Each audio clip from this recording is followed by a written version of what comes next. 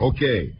Last week we give you a lecture given at the Pegasus La Meridian Hotel the Saturday before the Wednesday that we played it. And we told it was in 2 parts. Well, if you think say you hear something last week, wait till you hear this week. For those of you who wasn't listening, Bishop Spong is an Anglican bishop who was here under the auspices of the Universal Center of Truth, and he gave a lecture at the La Meridian Hotel. And he was very, what they would call controversial, but I say, it's long time we're saying these things on this program, but through we Jamaican and Rasta, people feel says we make up these things. Them don't know say, after studying and looking for certain things, you must come to certain conclusion.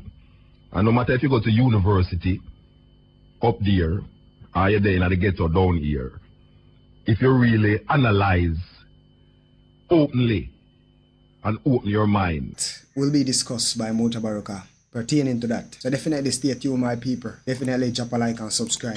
Share to a friend or a family so they can be a part of the move. Let me know what you think about this down in the comment section. And remember, watch the video all the way to the end. Stay safe.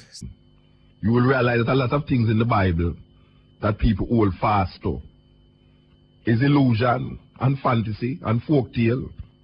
And even though we can see certain aspects of truth when not taken literally, these people who teach you about the Bible take so much things literal in the Bible that it's so confusing.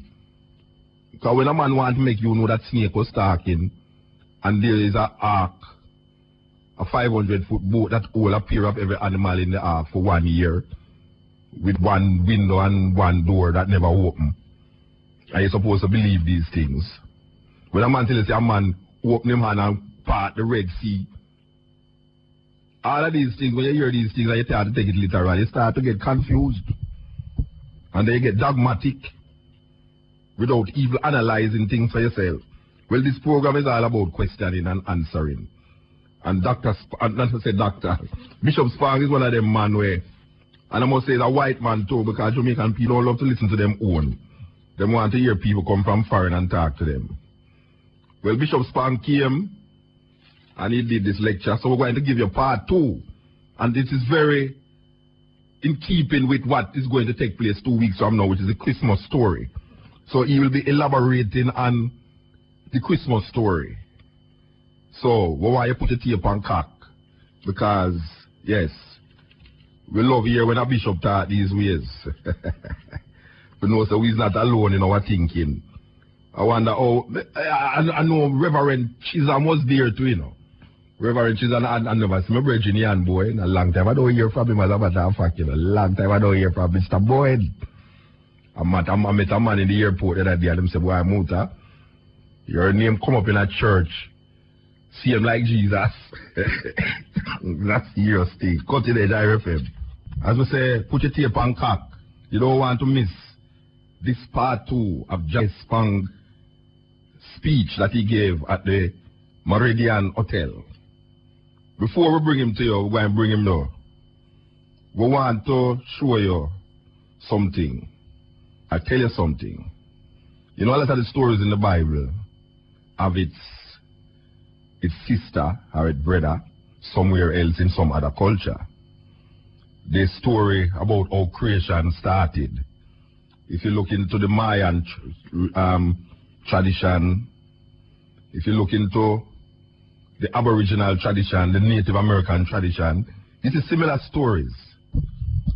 If you look into Greek mythology, Roman mythology, you know, if you look into the African Yoruba tradition, you see stories. And some of them is much, much older than the stories in the Bible.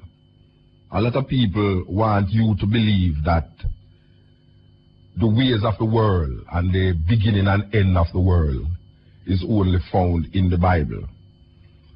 But we want to declare to you and make you know that the Bible, 3,000 years ago, there was no Bible.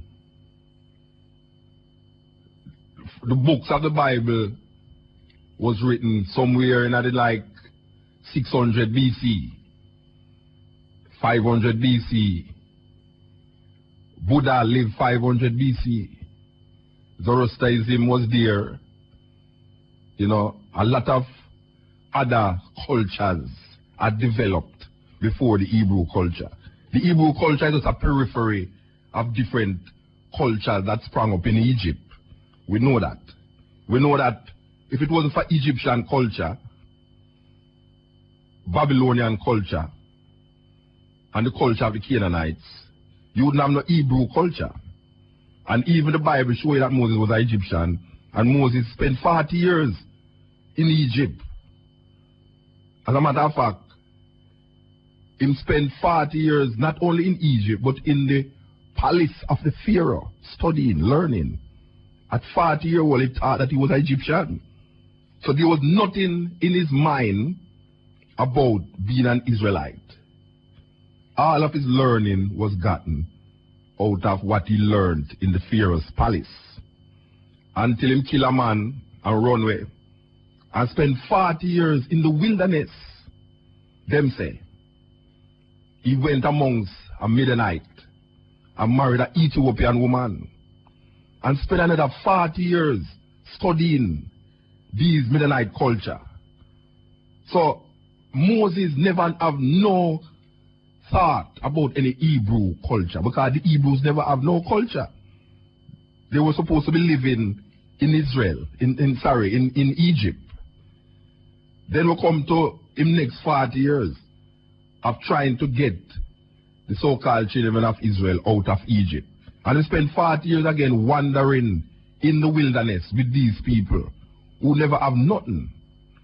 And as a big politician, he started to farm and formulate a culture and a government.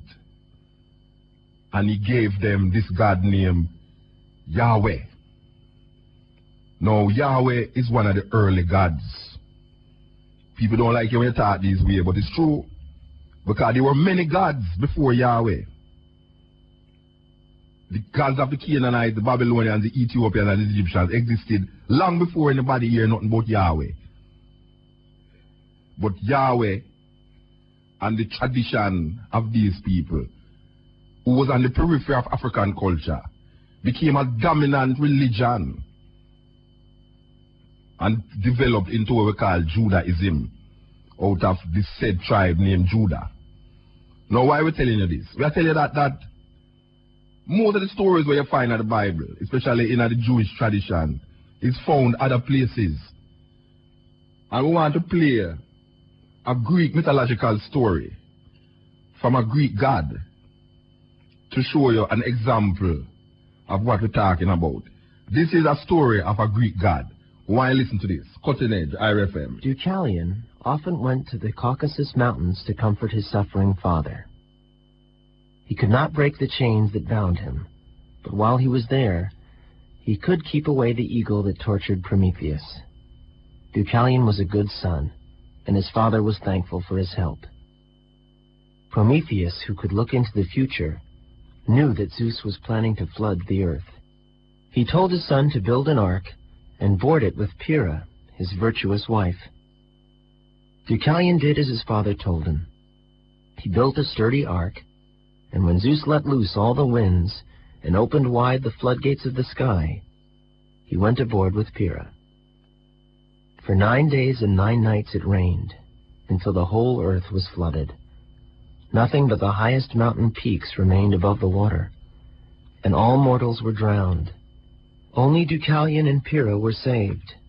They floated in their ark over the deep, dark waters. On the 10th day the rain stopped, and slowly dry land began to appear. Deucalion and Pyrrha stepped out of the ark and walked about on the desolate earth. Lonesome and forlorn, they came to a temple grown over with seaweed and entered it. The sacred fire on the altar had gone out, but they lit it again with the embers they had kept glowing aboard the ark, and lifted up their hands in prayer to the gods to thank them for saving their lives. Zeus was touched by their piety and felt sorry for them because they were so lonesome. He spoke to them and said, "Pick up the bones of your mother and throw them over your shoulders." Deucalion understood that Zeus did not mean their mortal mothers, but their mother Earth. Rocks were her bones. He told Pyrrha to pick up a handful of stones and throw them over her shoulder while he did the same. Behind Deucalion, a score of men sprang up, and there behind Pyrrha, a score of women. This new race of mortals was called Deucalion's race. The Deucalion race, made from stone, was hardier than the one made from clay. The new mortals withstood better the stings of Pandora's miseries, which of course had flown high and dry during the flood, and plague mankind to this very day. The winds had carried on as they wished when Zeus flooded the earth. They were powerful fellows, and when they stormed together, they brought confusion and destruction, whirling dust and water all the way up to Olympus. Zeus decided that they needed a dependable guardian who would keep them locked up, and let out only one at a time. He chose Iolus, a grandson of Deucalion and Pyrrha, to be the keeper of the winds, and sent him to live with them and guard them in a hollow cliff far out at sea. The winds hated to be confined. They stormed and howled around Iolus, trying to force their way out of the cavern. But Iolus was steady and strong and kept them in hand. When Poseidon, or one of the other gods, called for a wind, Iolus pierced the wall of the cliff with his spear and let the wind out. Then he plugged up the hole and kept it closed until it was time for the wind's return. When Boreas, the north wind, was called for, he rushed out icy and wild, tearing up trees and piling up waves in front of him. When Notus, the south wind, was let out, he pressed himself groaning through the hole in the cliff. He was so heavy with moisture that water dripped from his tangled beard, and he spread a leaden fog over land and sea. Yeah, we just want to play that for you. This is Greek mythology, and we want the people them to know that these stories is in many cultures. We mustn't believe that the Bible story is the oldest of these stories. And because it is not the oldest, it is not the original, most original. If we want the original story, we have to go into the deepest African, Egyptian, Nubian, Ethiopian culture to see. And we have to take the stories in context. So we want to play John Spong. We want to give you a synopsis of what happened last week when yours truly asked the virgin a question and then say, I'm going to elaborate on it in the next talk. And we're going to give you the next talk. But we could give you what we asked him first. Here goes. That set of rules, I recognize our first question. Yes, you mentioned about the Adam and Eve story and how it has oppressed the concept of the feminine.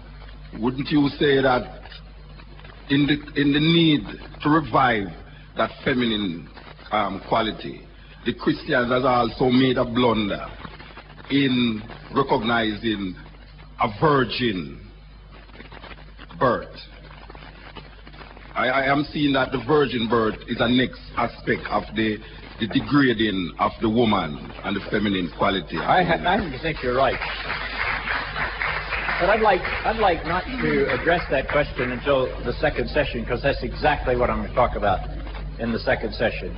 What I'm going to do is try to take some of these principles and go through the birth stories of Jesus and show how they're in conflict with a lot of things. But yes, I'd say the virgin birth story is a sexist story. At its heart, it's a sexist story, and it's been used throughout history to denigrate women. Let me build on that just a little bit, because I won't be able to do it this afternoon. And then I'll come to the next question. This will just be brief. When the church decided that there was only one ideal woman, and she was a virgin mother, it sort of meant every other woman was reduced to being less than ideal. It's very hard to be a virgin mother. You know, most people just can't put that together. So if only one woman is ideal and she is a virgin mother, every other woman is reduced to being something insignificant or evil or deformed or not quite whole. That's the first bad lesson of that. And then the second bad lesson of that is that what the church did to the virgin over history was to say she was a virgin mother, and then we said she was a postpartum virgin, and then we said she was a perpetual virgin, and then we said she was immaculately conceived. We didn't do that until the 19th century. And then in the 20th century, we said she was bodily assumed into heaven. Only then did she become fully an object of worship. Now, let me ask you what there is about woman that is so negative in the minds of men who are building these doctrines, that before a woman can be considered a possible object of worship, she has to be desexed and dehumanized. Because by the time you get through with what we did to Mary, she's neither a human being nor a woman. Finally, I would say, who is making these definitions of the ideal woman? The priesthood of the church was. What was the priesthood of the church? They were celibate males. I submit to you that a permanent virgin is an ideal woman only to a celibate male. Okay, so that was the question that yours truly asked him. And then in the second part of his speech, he elaborated on the Christmas story. So we're going to give you the Christmas story after these advertisements. Cutting Edge IRFM. We want to go into this tape and show you what this man is dealing with. What I'm saying, it's all about the Christmas story and the New Testament. Here goes. Cutting Edge IRFM. Of the Bible. And look at it from a very different perspective. And I'd like to take the part of the Bible that I believe is the best known part of the Bible at all. I think everybody knows the Christmas story. You don't even have to go to church to know the Christmas story. You can just walk through a shopping center and they sing to you about it, and you see pictures of it.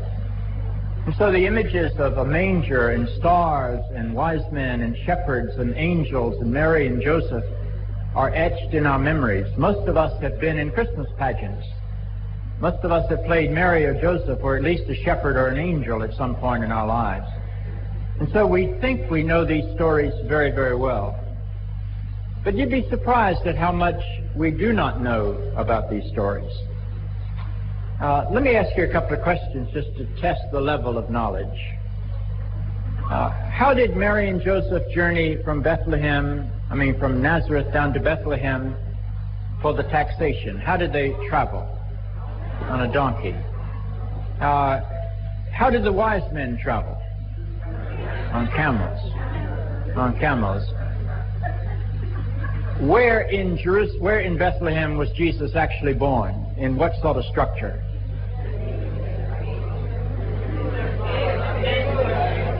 Born in a stable. And what was in the stable?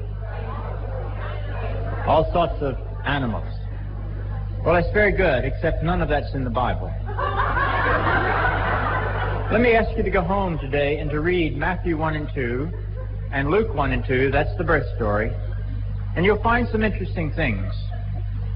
You'll find that there's nothing said about how Joseph and Mary went from Nazareth down to Bethlehem. She didn't even ride side saddle. You'll find that a camel is never mentioned in the wise man story, that we've just put them there with our imaginations.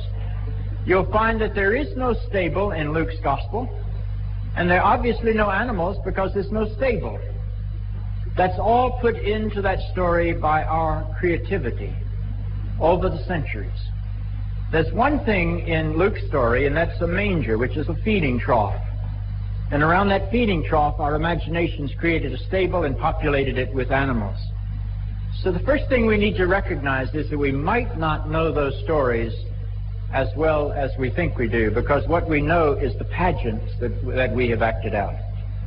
So let me tell you some things about the stories. First of all, the birth stories from Matthew and Luke did not come into the Christian tradition until the 9th decade.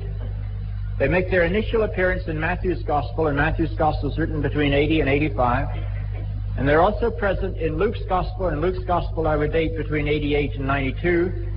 So you're talking about 9th and early 10th decade when the birth stories come into the Christian tradition. And how do we know that? Well, we have in the Bible earlier works. Paul wrote all of his epistles sometime between 50 and 64. Paul died in 64. No gospel had been written when Paul died. Paul never read a gospel. So the Pauline writing is the earliest writing we have in the New Testament. And what does Paul say about the origins of Jesus? He says that he was born of a woman and born under the law, like every other human being. Not anything miraculous about that. He says that according to the flesh, he was descended from the house of David. Nothing miraculous about that. And Paul says that Jesus has a brother that Paul really didn't like very much. His name was James. And if you read the first chapter of Galatians, which is one of Paul's early epistles, you'll find that James, the brother of the Lord, and Paul are in radical conflict. So the Pauline corpus doesn't seem to know anything about a miraculous birth story. So that needs to be registered. Second thing that needs to be registered is when the first gospel was written, and that was Mark. It's not first in the Bible, but it's the first one to be written. And it's dated, most scholars would date it between 65 and 75. I think it's on the late side of that. I would date it between 70 and 75. But it's the first gospel, and there's no birth story in it. Indeed, Mark begins his gospel by saying, the gospel of Jesus Christ, the Son of God, and he tells you that God entered into Jesus not at his birth, but at his baptism, when the heavens opened and the Spirit descended and the voice of God declared Jesus to be God's Son. But there's no birth story there. It simply is not present. The birth story appears in Matthew. And then, about 5 to 10 years later, a second version of the birth story appears in Luke. Then when John writes the last gospel, the birth story disappears. John has no story of the birth of Jesus. John says that Jesus was the enfleshment of the divine Word of God that spoke in creation. The Logos that said, let there be light, was simply enfleshed in Jesus. But there's no story of a virgin birth, no story of a miraculous birth, except that John wants people to know that what Jesus was the eternal Word of God manifested in a human life. So that in the 5 major writings of the Bible, only 2 of them give us the birth narratives, and the other 3 either seem to know nothing about the birth story, or in John's case, he could not help but have heard about that story since it was the last gospel, and he chooses to omit it from his records. So that's the first thing we need to embrace. That's the second thing we need to embrace. The third thing we need to embrace is that in the stories between Matthew and Luke, there are a lot of incompatible details. Now that comes as a surprise mostly, because the primary way we have experienced the birth stories of Jesus is through Christmas pageants.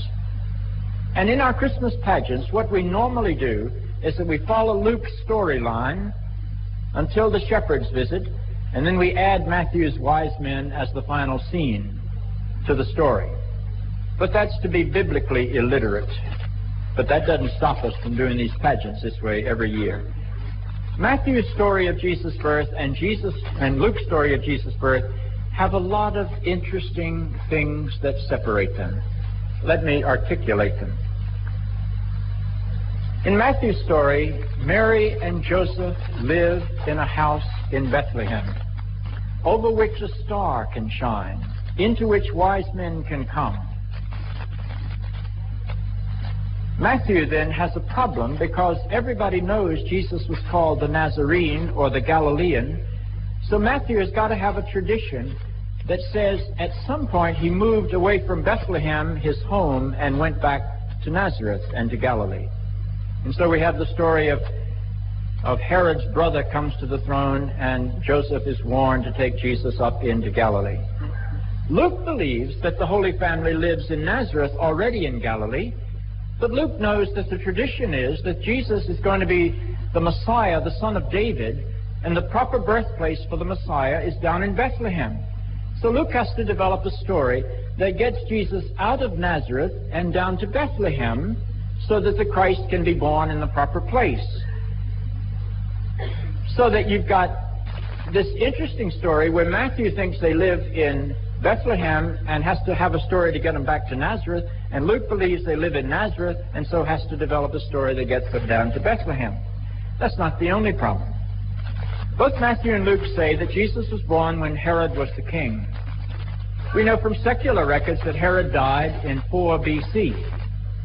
So Jesus was born 4 years before Christ. Now that shouldn't upset anybody.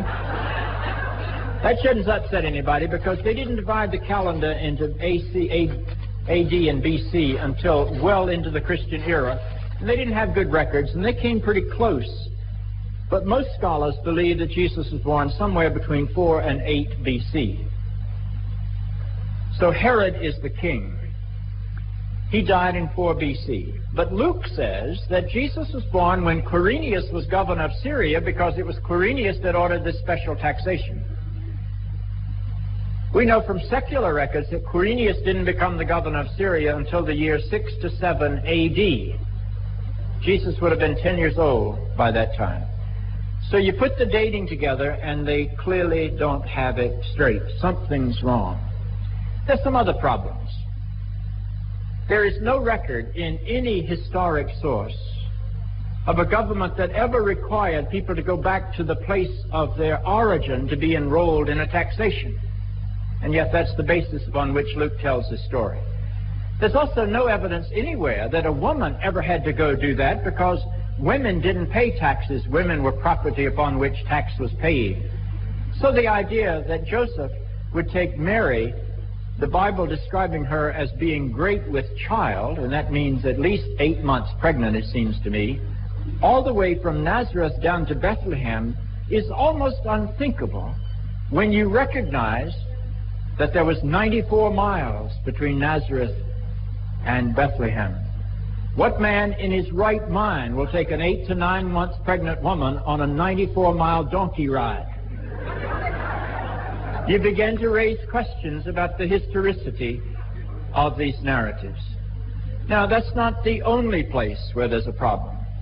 Matthew says that Jesus' life was threatened by King Herod, and so King Herod sent the emissaries down to Bethlehem to kill all the Jewish male babies 2 years old and under to get rid of this pretender to his throne. And Joseph is warned in a dream to take Jesus and flee down to Egypt. There's that wonderful story I remember from Sunday school where a child was drawing the Easter story and drew an airplane with Mary and Joseph in the airplane. And the teacher said, "What in the world is this?" And he said, "That's the flight into Egypt." And there was this other figure driving the airplane. The teacher said, "Who is that?" And he said, "That's Pontius the pilot." So our imaginations have roamed free. But you see, while Matthew says that Jesus is fleeing for his life into Egypt, Luke says he was circumcised on the 8th day and presented in the temple in Jerusalem on the 40th day, and then made his way in a very leisurely fashion back to Nazareth. So the stories have some incompatibilities. Now the next thing we need to look at the story is that there's some things in those stories that just don't happen outside of mythology. Does anybody know of a star that travels so slowly across the sky that 3 guys can follow that star until they get to their destination? The understanding behind that was a 3-tiered universe. They thought that the sky was the roof of heaven, and that God lived just above the sky, and God or one of God's angels could drag a star slowly enough across the roof so that those wise men could follow. But that's not the world that you and I live in. We know something about the distances of stars, so that becomes a problem. It also becomes a problem when we read that that star, after reappearing in Jerusalem, led the wise men down a 6-mile road to Bethlehem.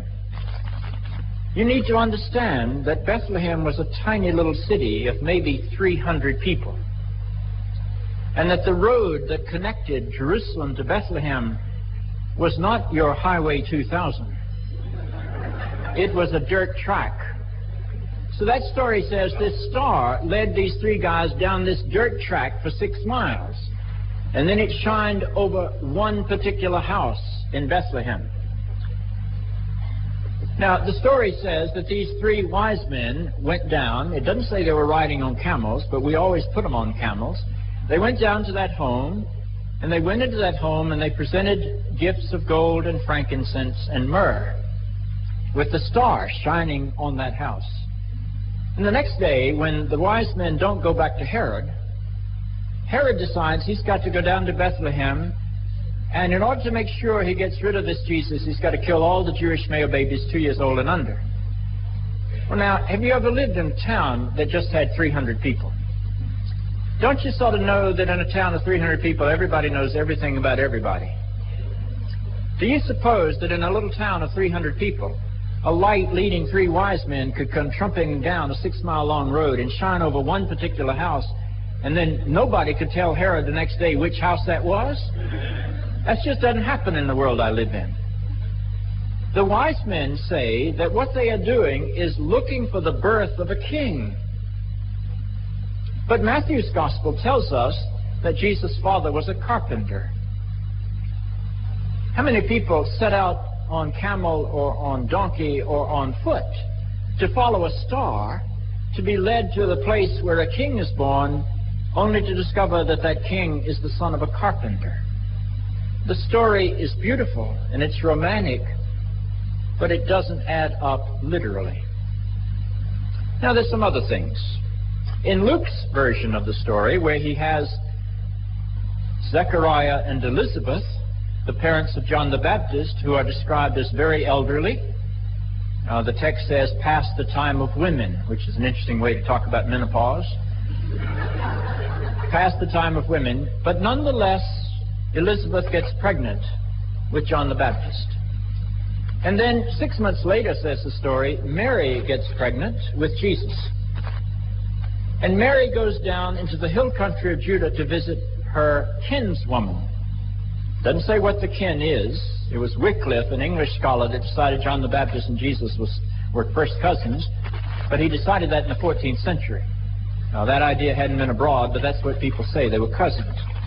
The only text says that Mary and Elizabeth were kin. Now, when Mary goes down to visit Elizabeth, the story says that the baby in Elizabeth's womb leaped to salute the baby in Mary's womb. Does that sound like history to you? And then Elizabeth, recognizing that her baby has leaped to salute Mary's baby, says, "Why is it that my baby leaps to salute your baby? And the intimation is that your baby's going to be greater than mine." And of course, that was the relationship the church was trying to establish between John the Baptist and Jesus. He must increase, I must decrease. So these words are put into the mother of John the Baptist. Well, Elizabeth and Mary were both Jewish mothers. I've never met a Jewish mother that would say to another, "Your son's going to be greater than mine." So I think, again, we're dealing with something other than history. What is it? Where do these stories come from? Where does the content come from? When I wrote a book called Liberating the Gospels, Reading the Bible with Jewish Eyes, that Sheila has been using as a study book in her church, I spent a lot of time developing what I called a midrashic approach to Scripture. What in the world does midrash mean? Indeed, I wanted to call that book The Gospels as Midrash, but my publisher wouldn't let me. They said, "Jack, people read that title and they'll think you're saying the Gospels have some sort of skin irritation on them, and that just won't make any sense at all." But what is Midrash? Midrash is a Jewish storytelling technique. The Jewish people thought nothing of going back into their religious heritage and lifting a story that had been told about somebody else and retelling it in the present moment. It wasn't that they were trying to say, "This really happened," or "This really didn't happen, but I'm going to pretend it did." What they were really saying is, the God that our ancestors met in Moses or Samuel or David, we believe we are meeting that same God in Jesus. And so it's okay to take stories from their lives and retell them about Jesus. It's God that is eternal. It's God that transcends the time. And so all of the details of the birth narratives can be located in the scriptures of the Hebrew people, not because they predicted future events, but because the people who wrote those stories wrote them in terms of the events of their own Jewish past. Now let me try to illustrate that. The story of the virgin birth enters the tradition in Matthew, and Matthew justifies it by quoting a text from Isaiah chapter 7, verse 14. That verse is a familiar verse to most Christians. It says, "Behold, a virgin shall conceive, and shall bring forth a child, and you shall call his name Emmanuel." Isaiah 7:14. If you have a Revised Standard Version of the Bible and read Isaiah 7:14, you will discover the word virgin is not in it. The word virgin is in it only in the King James translation. Why do you suppose that is? It's because when Matthew quoted the book of Isaiah, he did not quote it in its original Hebrew. Matthew appeared not to read Hebrew. Matthew wrote his gospel in Greek. But every time he quoted the Old Testament, he quoted a Greek translation of the Old Testament. In Hebrew, Isaiah 7:14 says, "Behold, a woman shall conceive." And the Hebrew word is alma, A-L-M-A-H. That is not the Hebrew word for virgin. The Hebrew word for virgin is Bethulah, B-E-T-H-U-L-A-H.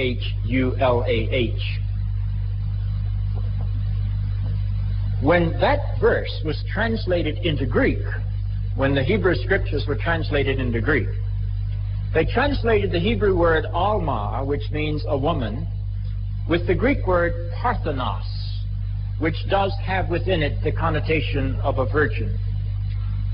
And when Matthew was quoting that Greek text, it was brought into Matthew's gospel in ancient traditions as the word virgin. But it was taken out of all the modern scholarly editions because they recognized the error. Actually, Jewish scholars recognized the error very early in Christian history and kept saying to the Christians, that's not what Isaiah was talking about. But the Christians were drunk with power and they didn't bother to listen. Now, if you read the rest of that story in Isaiah 7, you will discover that what is really happening is that the city of Jerusalem is under siege by the kings of Syria and the northern kingdom. And the king is out looking at his battlements. And Isaiah the prophet comes, and Isaiah says, you don't need to worry about these people down here besieging your city. They're not going to be significant. They're going to finally go away. But the king is not sure of that. And so Isaiah says to the king, well, just ask a sign of God, and God will give you a sign that these kings that are bothering you now are not going to finally destroy the city. And the king refuses to ask a sign, and Isaiah gets exasperated, and he says, you not only weary me, you're wearying God, to the king. And then he says, I'm going to give you a sign whether you like it or not. Behold, an Alma will conceive, or is with child. In the Hebrew tradition, she already is pregnant. Behold, an Alma, a young woman, is with child, and the child shall be called Emmanuel, which means God with us. And then it goes on to say, before this child is raised to the age of being able to decide the difference between right and wrong, these two enemies are going to be destroyed. That could hardly be referring to something that happened 800 years later. Luke seems to know that, and so Luke never uses that text when he tells the story of the Virgin. So the problems began to unfold, but let's be positive. What is the message that they're trying to achieve? Where do the wise men come from? Well, have you ever read Isaiah 60? The author of Matthew has surely read Isaiah 60 because he crafted the story of the wise men right out of Isaiah 60. Isaiah 60 says, kings shall come to the brightness of God's rising. They will come on camels. That's the only place camels come into that story. It's in Isaiah, not in Matthew. They will come from Sheba, and guess what they will bring? They will bring gold and frankincense. Now, doesn't that sound just a little bit familiar? But you all went to good Sunday school, so you say, where's the myrrh? Well, if you go back and read Isaiah, you will find that the myrrh is present if you know how to read it with Jewish eyes. Because that passage says, kings shall come to the brightness of God's rising. They will come on camels, and they will come from Sheba. Sheba. Now, the Jewish mind would say, Sheba. I remember another story in our history where another royal visitor went to visit another king of the Jews. And back to the story of the Queen of Sheba visiting King Solomon, they would go in their text. And when they get back to that text, they discover that the Queen of Sheba brought Solomon truckload after truckload after truckload of spices. The only spice they knew in the Middle East was myrrh. And what was myrrh? It was Jewish deodorant. You know, they didn't take a lot of baths, and myrrh smelled good, so they'd put myrrh in their clothes so they wouldn't be offensive. And then myrrh was used to drown the smells of death. A Jewish man or woman, when he or she died, was not buried, not embalmed. That only took place in Egypt. The Jewish man or woman was simply wrapped in a cloth with lots of myrrh, so that the myrrh drowned out the odor of decaying flesh. And the Jews buried their dead very quickly. Yeah, I know a whole heap of people are listening. And I get vexed. Because of what the man I say. Because then they get vexed with me too when me say it. I mean, don't know this man. It's the first I see. But truth is truth, and examination is necessary. How people read the Bible like it don't need to be examined, like it's not man write it, because them have this notion that the Bible is written by the hands of God. I don't know where God get hand from, but them say it. And believe it. And behave like them know it, that them preach it though, and die for it. And we know say it's just man. It's just man. Cutting edge RFM coming through. So all of the elements of the story are in Isaiah 60, if you know how to read it. And what a perfect story it was. Because you see, the purpose of a birth story is not to tell you what happened when Jesus was born. The purpose of a birth story is to say, this greatness that we experienced in his adult life was present even at the moment of his birth. And so gold became the symbol of the fact that he was a king, the King of Kings, we called him. Frankincense was a symbol of the fact that he was perceived as divine, because frankincense is a gift offered to God. And myrrh, that was a gift that showed how his life was going to be tragic and how it was going to die. So it made a perfect sort of opening vignette. But there's a star. Now, there are a couple of places you can get the star. You can take kings coming to the brightness of God's rising and turn that into a star. But the Jews did a little more than that. The Star of David rose in the east in the story of Balaam and Balak in Numbers 22 to 24 and guided other royal visitors. In the Jewish tradition, not in the scriptures, but in the tradition of the rabbis, they wrote stories about how a star was in the sky when Abraham was born, and a star was in the sky when Isaac was born, and a star was in the sky when Moses was born, because all of those were great leaders. And so they wanted to have it a heavenly star announcing the birth of someone as great as Moses, and that was simply put back into the Jesus story. And then the story of King Herod going down to Bethlehem to kill all the Jewish male babies. Where does that come from? Well, go back and read the story of Moses. When Moses was born, a wicked king named Pharaoh went down to Egypt and killed all the Jewish male babies to try to get rid of Moses, who was going to challenge him in later life.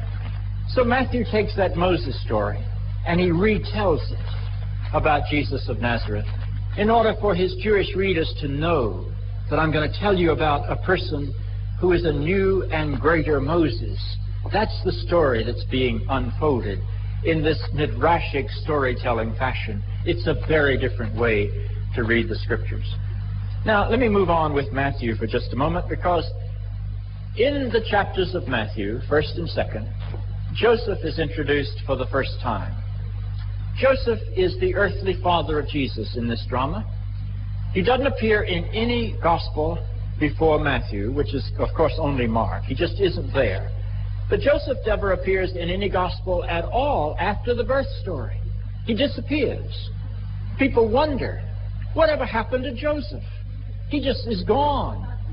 And when I was growing up in my Sunday school, we said, well, he must have died when Jesus was just a little boy. And if you look at pictures of Joseph in Christian art, he's always a very old man. Mary's young, he's very old. That comes out of the Gospel of James, which was a 3rd century book, which suggested that it was this old man, Joseph, who agreed to protect Mary's virginity. And so he married her and sheltered the child. That's 3rd century Christian history. But Joseph is introduced And it's interesting what you find out about Joseph in the first 2 chapters of Matthew. You find that Joseph has a father named Jacob. You find out that Joseph is one who is constantly being identified with dreams. God never speaks to Joseph in Matthew's gospel except through a dream. It's an unnamed angel that tells Joseph that he can take Mary's wife because she is not a guilty woman. It is an angel in a dream that tells Joseph he must get up and flee down to Egypt. It's an angel in a dream that tells Joseph it's safe for him to come back. It's an angel in a dream that tells him it's now that he must go up to Nazareth. God never communicates to Joseph except in a dream. Indeed, the text of Isaiah 7:14 is dictated by this angel in a dream to Joseph. The angel was sort of a Bible quoter, trying to prove the case, I suppose. And all of that is in the story. And Joseph's primary role is to save Jesus from death. And the way Jesus is saved by Joseph is that he takes him down to Egypt. Does any of that sound familiar to any of you? Well, if you'd go back into the book of Genesis and read the story of Joseph, the coat of many colors Joseph, you would discover that Joseph has a father named Jacob, that Joseph is overwhelmingly identified with dreams. He's even called a dreamer. He interprets the dream of the Pharaoh's butler and baker. He interprets the dream of the Pharaoh. It is as an interpreter of dreams that he rises into power in Egypt. He even has dreams as a child about how his sheaf of wheat will stand up in the fields and all his brothers will come and bow down to him. It didn't exactly make him popular with his brothers, but he was called a dreamer. So this Joseph is also overwhelmingly identified with dreams. And the role of this Joseph in the history of salvation is that he's supposed to save the people of the covenant, God's chosen, from death. And how does he save them? He saves them by taking them down into Egypt to avoid death by famine. So Joseph in the Hebrew Scriptures has a father named Joseph, is identified with dreams, and saves the people of the covenant by going down into Egypt. Joseph in Matthew's Gospel has a father named Jacob, is overwhelmingly identified with dreams, and saves the child of the covenant from death by going down to Egypt. I just want you to be aware that you're not reading history. You're reading an interpretation of the life of Jesus written as the Jews write their sacred story, by taking stories out of the past and retelling them in the present. Let me go for just a moment to Luke. Luke has no wise men. Luke has no star. Luke changes those symbols. The star becomes a heavenly host that breaks through the darkness of night to sing to startle shepherds. Luke didn't much like magi. If you read the book of Acts, you'll find that Luke has some pretty negative things to say about someone who is called Simon Magus. That's a magi. So Luke doesn't want to deal with that. He doesn't like royal people and kings. He likes common people. And so Luke replaces the wise men with these humble shepherds. And he replaces the star with angels that break through the midnight sky to announce the birth of this Jesus. And Luke's angels give the shepherds 2 signs. The way you will identify this child is that he is wrapped in swaddling cloths. We always read that as clothes, but the word is cloths. He's wrapped in swaddling cloths, and he's lying in a manger. And as I suggested, it was from that manger that we created a stable around it and populated it with animals, but only the mangers in the text. So that Luke gives us those 2 rather interesting clues. Now, what do they mean? Well, if you look into the Hebrew Scriptures, at every reference to a manger or a crib, you'll find the primary one occurs in the 1st chapter of the book of Isaiah. And the prophet is mourning the fact that the people of Israel don't know who their God is. And he says, why, even the donkey knows whose crib he's eating from, who knows who his master is. And the idea grew that the ideal Israelite, the quintessential Jew, would be somebody who from the moment of his birth was faithful to God, who from the moment of his birth knew whose manger he was fed in. And so this story is taken by Luke and placed into the gospel narrative. And he also has David. Remember, David is the shepherd boy of Bethlehem when he was called to be the king. And so he puts the shepherds of David's childhood into his story. And then he says the baby is wrapped with swaddling cloths. Have you ever read the book called The Wisdom of Solomon? I refer you to chapter 7. In chapter 7 of The Wisdom of Solomon, Israel's greatest, most opulent, and wealthiest king says, "When I was born, I was carefully swaddled, because that's the only way a king can come to his people." Luke was going to tell the story of Jesus as the new king of the universe, rising out of the line of David to reestablish not the Jewish hegemony over the world, but God's hegemony over all creation. Luke was constantly using symbols to call Jesus beyond boundaries and to call those who follow Jesus beyond boundaries into a new sense of humanity.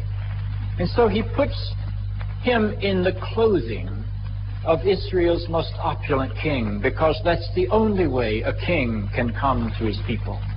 And so the details of the story begin to flow together as the Jews try to interpret the meaning of Jesus of Nazareth. Now let me ask you to just consider one possibility. How many of you have waited outside a room where a midwife was delivering a baby, or outside a maternity ward at a hospital, because you knew that a great leader of the world was about to be born? That isn't the way it works. You know, usually the only people that are waiting anxiously are your mother and your father. And of course, they might think you're going to be the greatest baby that God has ever created. But history has a way of saying that the vast majority of us become something less than that. When you read a birth story, what you're reading is history read back into the moment of birth. When a great leader of the people of Jamaica dies, you do something to remember the great leader. And one of the things you do is to note the date of his birth. And usually around great leaders, stories develop that indicate that people recognize greatness at a very early age. You know, what we say about George Washington is that even as a boy, he never told a lie, which is probably a lie. But you develop stories where you go back to the childhood of people who have become great. And you say, we saw this greatness at the very beginning. That's what the birth narratives are. So what do the birth narratives mean? They don't tell us much about what actually happened when Jesus was born. They tell us a lot about how great people thought Jesus was. The virgin birth says that we believe we have met in this Jesus a presence of God that human life by itself could never have created. And so we tell a story about how human life did not by itself create it. We believe that we have met in this Jesus a life that was so significant that when he was born, the whole universe rejoiced. A star appeared in the sky. Angels sang. Because he's going to be everything that the human heart yearns for. That's what's important about the stories. They don't tell us much about how Jesus was born. They tell us an enormous amount of what people thought about the adult Jesus of Nazareth and how it was that they saw in this Jesus the very presence of God. Boy, Juby, I'm so excited with my new cellular. It's my... Let me try to pull this finally together. I cannot tell you what God is like. You cannot tell each other what God is like. The Pope cannot tell you what God is like. Billy Graham cannot tell you what God is like. Jerry Falwell cannot tell you what God is like. The Ayatollah Khomeini cannot tell you. The Buddha can't tell you what God is like. Nobody can ever tell another human being what God is like. That is beyond our capacity. All any of us can ever do is to tell another person how we believe we have experienced God. That's all we can tell. We don't possess God. We experience God. We can't take our possession and make a weapon of this God and attack other people with our God weapon. We can only say, I believe I experience God in this way. So let me tell you in conclusion how I believe I experience God. God is infinitely real for me. I define God as the source of life. That means that every place where I see life being lived, I see the very presence of God. All life, but particularly present in human life, because human life is self-conscious, and human life has the capacity to grow beyond its boundaries. So I see God as the source of life. And if God is the source of life, then I worship God by living fully. I see God as the source of love, and I mean all of love. I mean the love that causes a mama cat to lick the fur of a baby kitten. All love, but particularly the love that is self-conscious, that binds human lives together in the bands of love and enhances our life, because love is always the creator of life. So I see God as the source of love. So everywhere I see love, I think I see the presence of God. And I worship God by loving wastefully. And I define God, or I experience God, as the ground of all being. A difficult phrase. Paul Tillich made it famous for me. He was a German Lutheran background theologian of the 40s and 50s. But the best way to translate the ground of all being for me is to say that if God is the ground of all being, then I worship God by having the courage to be everything that I am. And the more fully I can be myself, the more people will see the very presence of God within me. So I see God as the source of life, the source of love, and the ground of being. I worship by living and loving and being. And I want to be a disciple of this God. And that doesn't mean I want to make everybody an Episcopalian or an Anglican. Not at all interested in converting people to being Anglicans. I'm not even interested in converting Jews and Muslims to being Christians. No, I think we've got to move beyond that.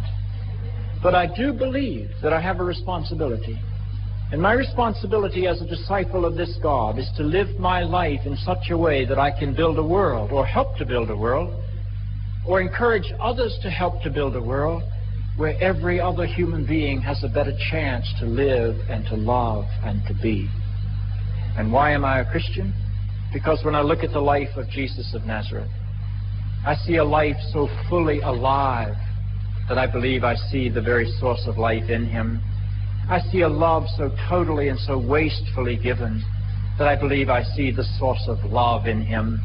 And I see one who has the courage to be all that he is, so I see the very ground of being in him.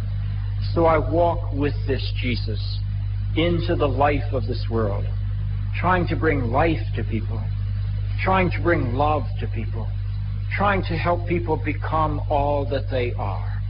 That's the message of the Christian church, and that's the message that we see in the birth stories of Jesus, where people said, somehow, some way, in and through this life, God has entered human history. And we see the presence of this God in the life of this. Yes, now that you have heard, time to talk. That brethren came here through the Universal Center of Truth, which is on Seymour Park. These people brought him here, and he had a lecture at the La Meridian Pegasus Hotel. The man talking about the mythology of the Christian Bible. The man talking about the non-historicity, if there's such a word, of the Bible. What do you think? Because we say it so much time. But you know, I never hear mention that between Matthew and Luke, they have a different great-great-grandfather of Jesus. Yes. In Matthew 1, and if you read Matthew 1 and 2, it tells you that Jesus' great-great-great-grandfather was the son of David by the name of Solomon. And in Luke 3, it tells you that Jesus' great-great-great-grandfather was the son of David by the name of Nathan. So that is really a big discrepancy in the great-great-grandfathers. Now I went to this man and I say to him, if such is the case of these mythology, and him don't really believe that there was a Joseph, because he's saying that in Matthew 1, which is not even him saying, it is the Bible said, Matthew 1 tells that Joseph's father did name Jacob. And as him show you that Joseph got these dreams and things, and it's the same story about Joseph, coat of many colors, and get dreams, and him father named Jacob and all these things, and he went down into Egypt. I went to him and I say, well, given what you know, and given all of these things that you say, isn't it a right conclusion to say that if all of these discrepancies is there, why should we believe that there was a real Jesus? Why is not the Jesus of the Bible also a mythology? Because we can show you through Greek and Roman mythology that Jesus is a mythology. There was no man on earth that named Jesus. Mr. Ian Bowen don't like I say that, but it's true. You know? Given all of these discrepancies, people don't want to hear that there's contradictions in the Bible, but I remember I did a program about the 101 contradictions of the Bible. A whole heap of people get vexed with me. A whole heap of people. But if it's not truth, just look and see if it is there. Because there is a contradiction in saying that Jesus' great-great-great-grandfather is Solomon, the son of David. And then the next man tells us that Jesus' great-great-great-grandfather is Nathan, the son of David. And then you have all the other discrepancies. Yeah, man, it's a serious thing. It's a serious thing when we look in the stories, when we look and realize historically, because most Christians is not interested in knowing the truth. They want to believe. They don't want to know the truth. They are comfortable with their belief. And you can't knock a man belief. But when that man using belief to decide your destiny and to decide what you going to happen to you and how you should live, then it become a problem. Your belief is your belief. Your belief is not necessarily truth or reality. And it has to stay in a belief. You can't use your belief and say it's history and declare it as history. And when it comes up to scrutiny, you don't want it to be scrutinized because you know you add something else to it and say, you can't scrutinize the word of God. That is what them catch the people with. Because when you start to use your intelligence, you come up on this door where say, don't question the word of God. Because if you question the word of God, you're going to go to hell and burn up in fire. You think it's Capleton did not talk about fire? The Christians is the first set of people I hear talk about you're burn in hell with eternal fire and brimstone. And when the fire come back on them now, them ball out. They know why you're not burning no fire now. But examine the consciousness. Examine what you believe and what you know to be true. As the man said. The man never ever tell you. He keep referring to 3 wise men. But I can show him too that there's no mention of the Bible of any number of any man or men that went to visit Jesus. The Bible never tell you of no 3 wise men. Never. And in this time when everybody will live out this illusion in December, if the greatest man on earth, no one know when him born. No man know where him born. Why should I believe that this man is not a mythology of the minds of people who want to believe this story? When I look into Africa, I see many mythologies and many stories like this. Many mythologies. When you tell a man about Brother Nancy is a Santa mythology about a spider. But if you ask a normal man out a road, what do you think about Brother Nancy? You think it's a story? You think it's a real thing? He said, no man, that's a mythology that man. Folktale. So why is a Nancy a folktale and a snake talking in the garden not a folktale? Why a snake can talk, but a Nancy can't can you? For real. It's a serious thing.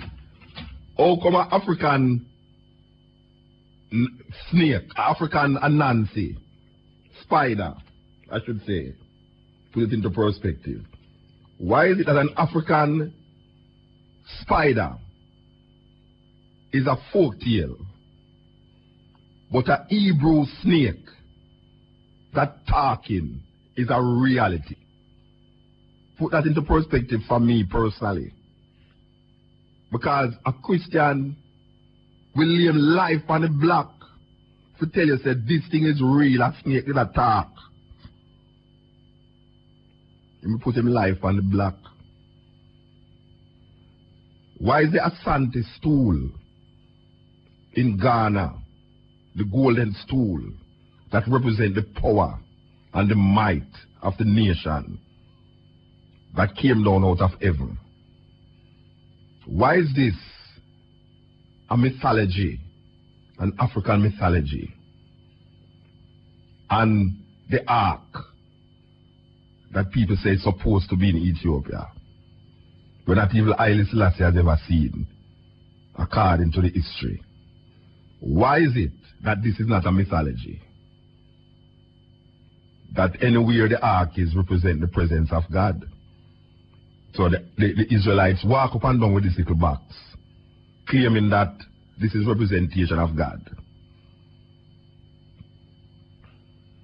We examine all of these stories and we come to the conclusion that every one of them mythology. And a mythology sometimes is a next man religion. That's how it is. That means that your religion tells you that this is a next man mythology. In other words, if I come to tell you, say, Krishna was born of a virgin. You say, no, it's only Jesus Christ is born of a virgin. But in that tradition, Krishna was born of a virgin. And Krishna was crucified and rose from the dead in the third day. This is a different tradition from the Hebrew tradition, from the Christian tradition, that have a same identical story. But we in Jamaica, who's clouded by colonization and colonialism, we will never examine other cultures outside of the colonial master's culture. So when the colonial master talk, we accept it. And we look and see that what the colonial master has taught us for 500 years, not working. It's not working for him. It's not working for us. And we are scared to go back to the root of our heritage, of our Shanti, of our Voodoo, of our Yoruba, of our Mahat, of our Hamun Ra, Metunetor. We're afraid to go back to these things because we were taught by the colonial masters that these things are devil things. Christians see where they hang, them say, no, devil thing, hunk, devil thing. You know, it's a weird thing. Weird thing. But more and more information is coming out. And as you gather information, your views must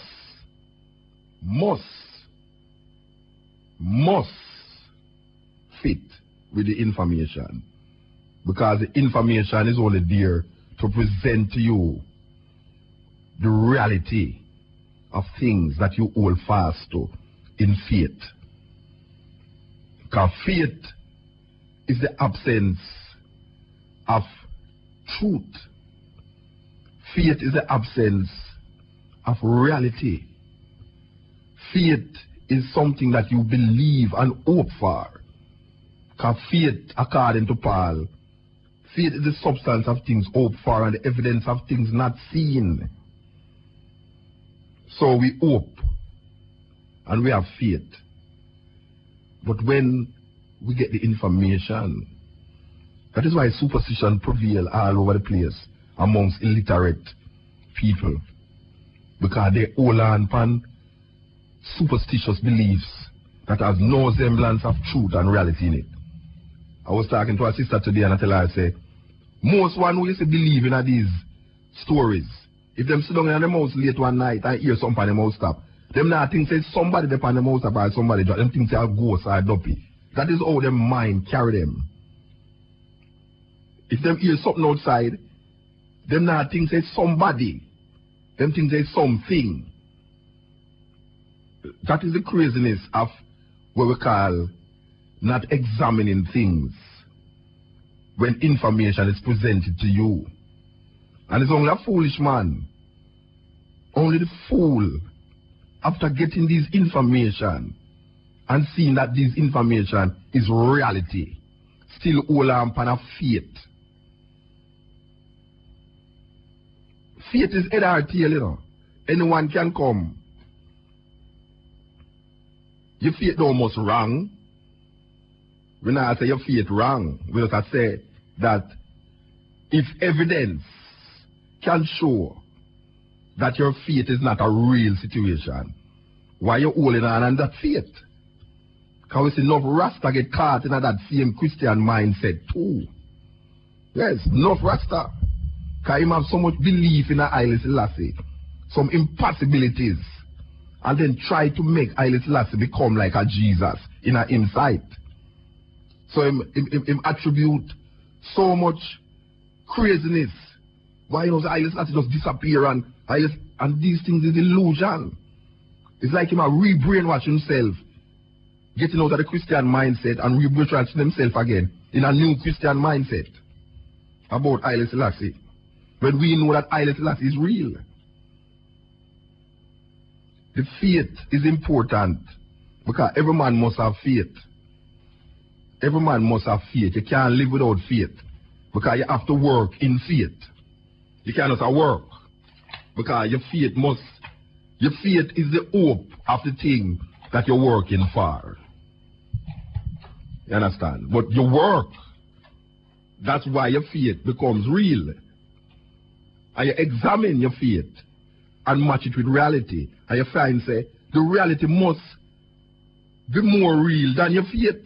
Because the reality is the conclusion of all faith.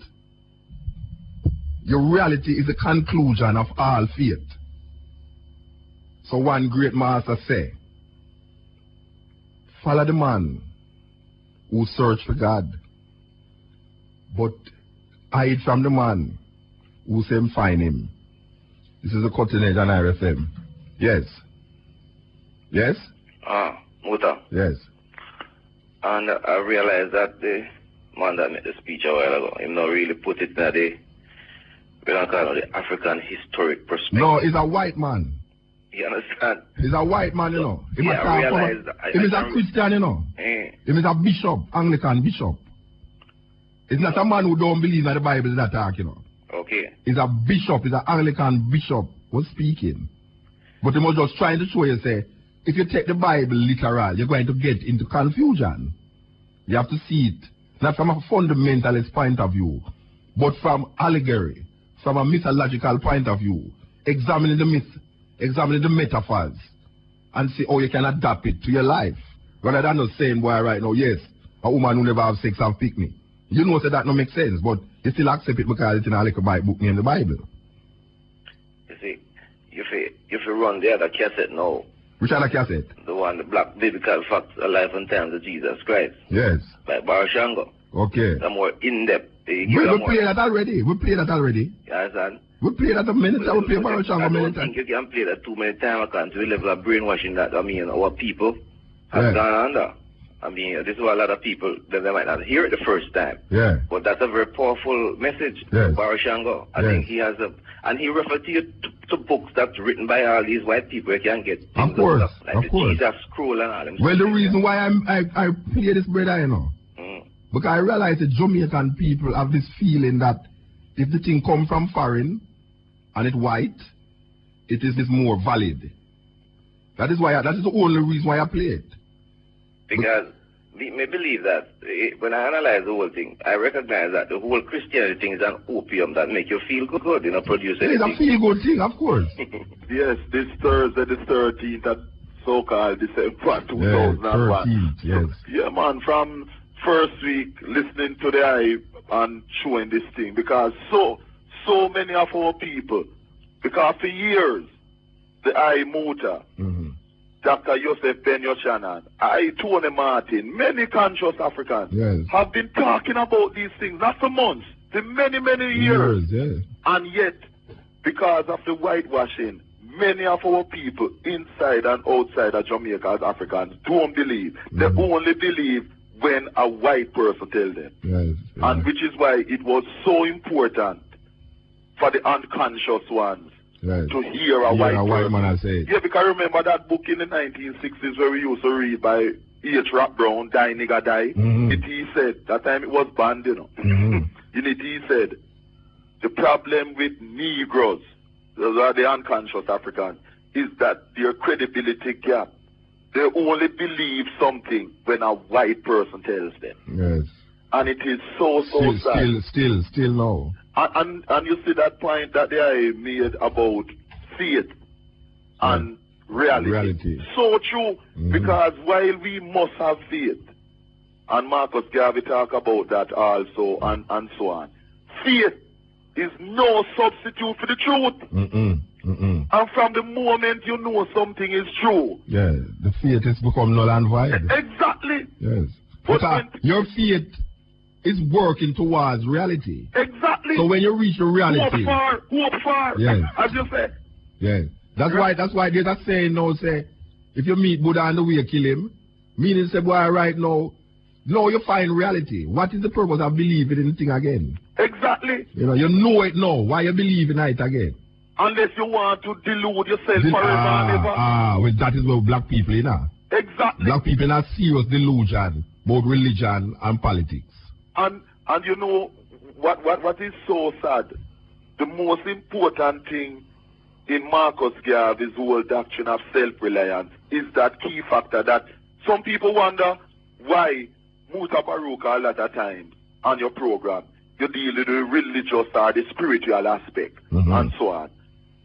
But it's the core of Marcus Garvey's self-reliance philosophy that we have to see things through our own eyes and our own image. Of course. Because once we start trying to see through other people's, which is impossible, you will be in perpetual confusion, and from your confused, you will always be the slave of others who see things through their own reality. Well, the question is asked, why is Mutabaruka, as you say?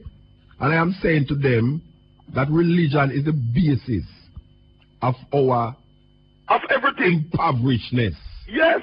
Religion is the basis of our mindset. And religion is the basis of our not wanting to come out of that impoverishedness. Because religion tells us, well, right now, it is easier for a camel to go to an eye of a nigger than a rich man to go to heaven. Exactly. So everybody says, well, me don't want rich, me just want to have enough. And black people never have enough because the whole world is mine. Exactly. You know? So we lynch into that. And this is why so many of our people accept and believe that the slavery that our ancestors went through and the varying degrees to which we are affected by slavery this day is unimportant, and that it was a good thing.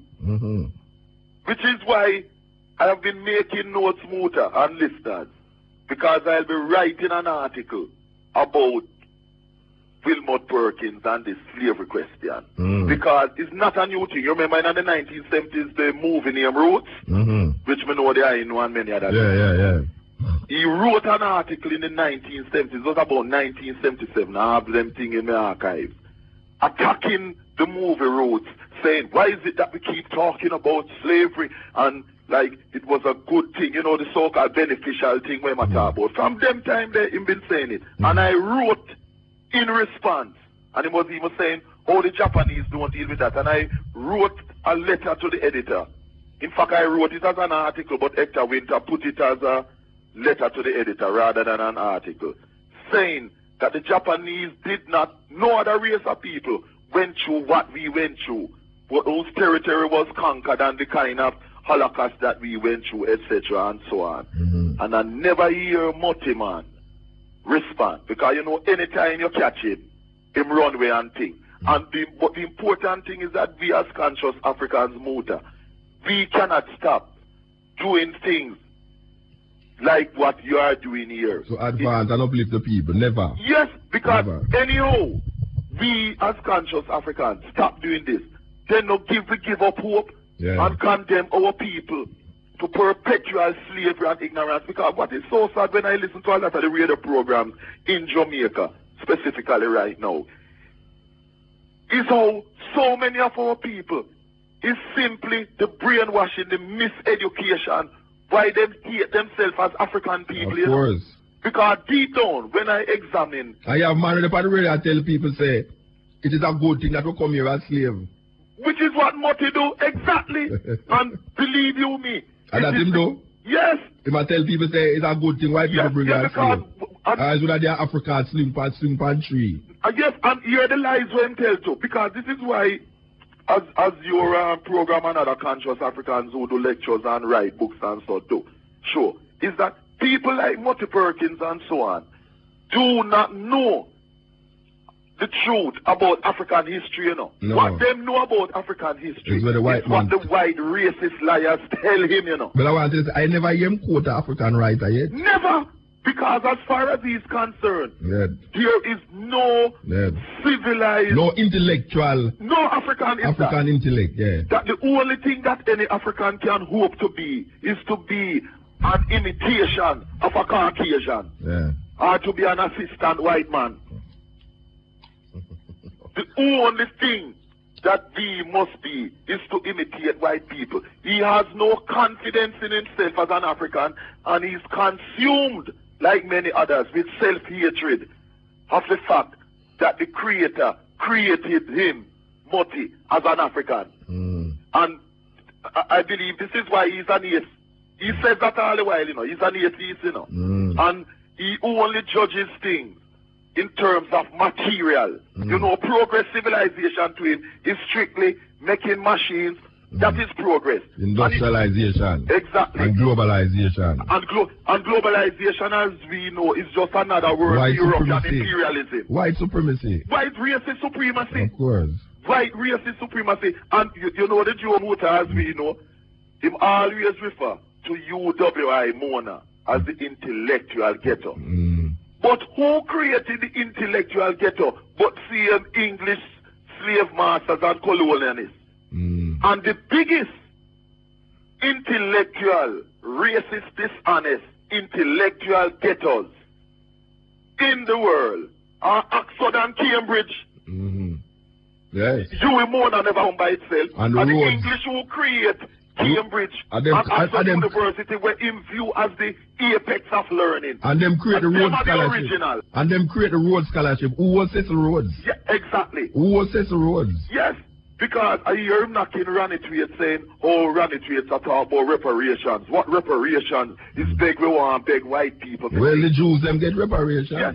Reparations is not about begging. Reparations is about we getting justice for our things. And as the Jews say, no statute of limitation runs against genocide. Which means that their descendants don't have to do our people anything personally. Yes. But they have to pay for what their ancestors did. And if it is true, and it is true for the Jews and the Japanese and others, it is true for us too. I'm talking about because slavery in chains happened 200, 300, 400 years ago.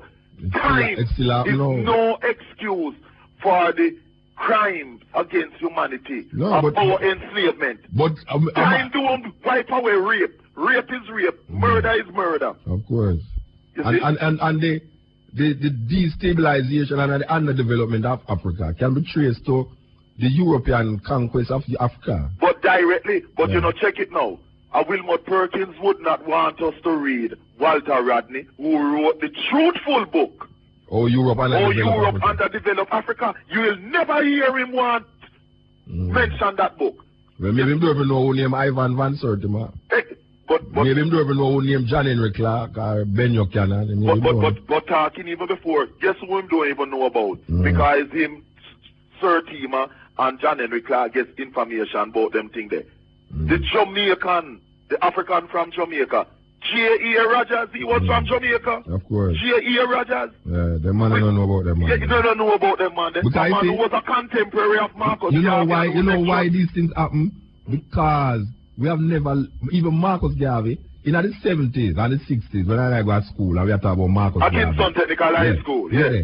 These guys up at the university, the communists, them and man like who you are talking about, you know. Exactly. Never recognize Marcus Garvey as a political intellectual, you know.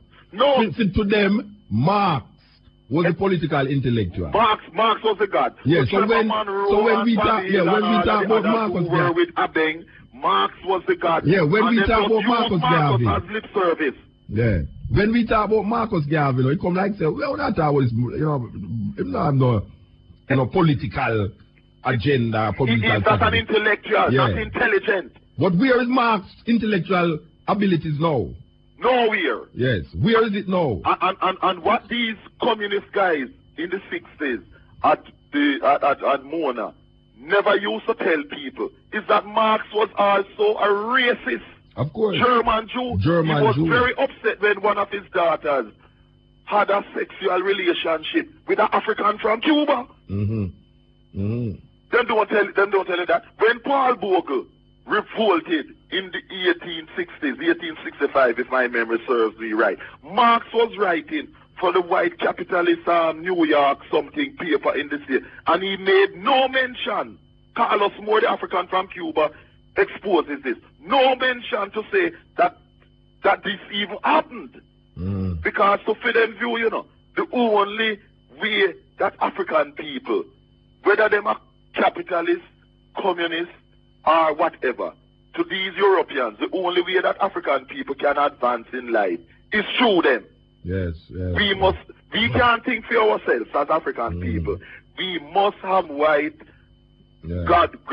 godfather or godmother to guide us along the way. It's the Albert Schweitzer mentality where Marcus Garvey Jr. used to talk about in the 60s, technical, you know. The paternalistic attitude. We can't think for ourselves. We always need some white person to show us the way, to help us, to give us this and to give us that, which is the very opposite of Marcus Garvey's philosophy. So when I come here now, that's when I come here now and I say, look here, make we re-examine the Bible doctrines now. Make we look upon it and see if it really makes sense. Exactly. And say, what you talk about? Word of God, word of God. White guy come and show them. Make we look upon it again and see if it makes sense. Man say, well, you know, is that true?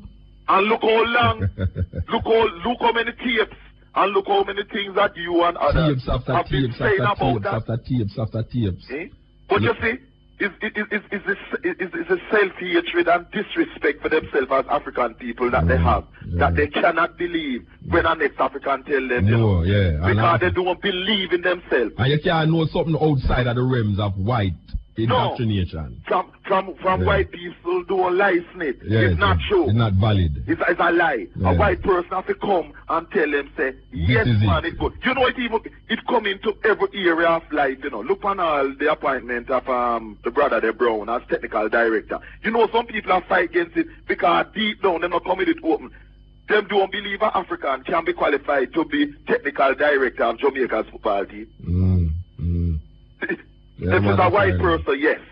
Yeah, well, it's a self-hatred. And we know this is a book that you have in your book chapter, the ISIS Papers, by Dr. Francis Chris Wilson.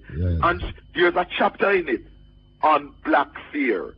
And this applies to self-hating Negroes like Wilmot Perkins and others, who are so petrified of thinking anything different from what their white masters and mistresses tell them to think. And please, we can't get through without the white masters and mistresses.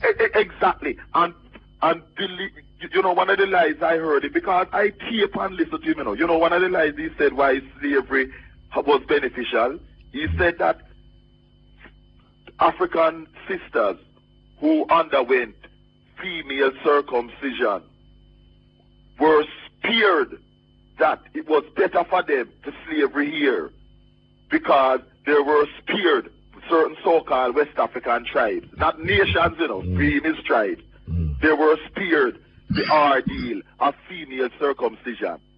Can you imagine that? Not only is it that is only some African African nations that do for female circumcision, but the vast majority, not that I agree with female circumcision, that's up to an individual, the vast majority of African people did not die because of female circumcision. There have been many practices in European history that are still European people, but you don't use that to say it is right for we as African people to enslave Europeans. Europeans have been practicing the ritual sacrifice, human sacrifice of people. The Druids, them original Gaelic priests and thing, and Romans and thing, used to sacrifice people to this day. Yeah. And all kind of depravities and so on so that Europeans practice. But we as Africans don't say that because them do them kind of wicked and negative things. Suppose we must enslave them and justify it. And civilize them. Eh? You see the dishonesty of people like him. More advertisement. Yes. More advertisement. Yes, cutting edge. Muta B. Yeah, man. Give thanks and praise one now. Hold on. Yes. Yes, Muta, give thanks and praise now. Yeah, man. Imperative faith. Empower the eye and express goodness to the family. The year approach it, and there's no second program like this, Bridget. Why? No, hold on. I know me. Mandingo gone. Hold on there. Mandingo. Yes. Yeah, man, him soon come forward. Yeah, where is it now? Yeah, why is there not another second program like the Cutting Edge Bingy? Well, I don't know. I don't have a radio station and I should have many more like it. Yeah, I want to reply to what I have heard. One is I want to ask, the brethren is Christian, but did he express anything about any other traditions, i.e., anything of the Gita or so forth? No, when he mentioned, in the talk about the Shakan thing, when he says really, him don't agree with Shakan, because I'm saying at the East, people, when they greet one another, them class them on, right, like a prayer symbol in reverence and bow. Right. So he mentioned Indian tradition, but he is a Christian.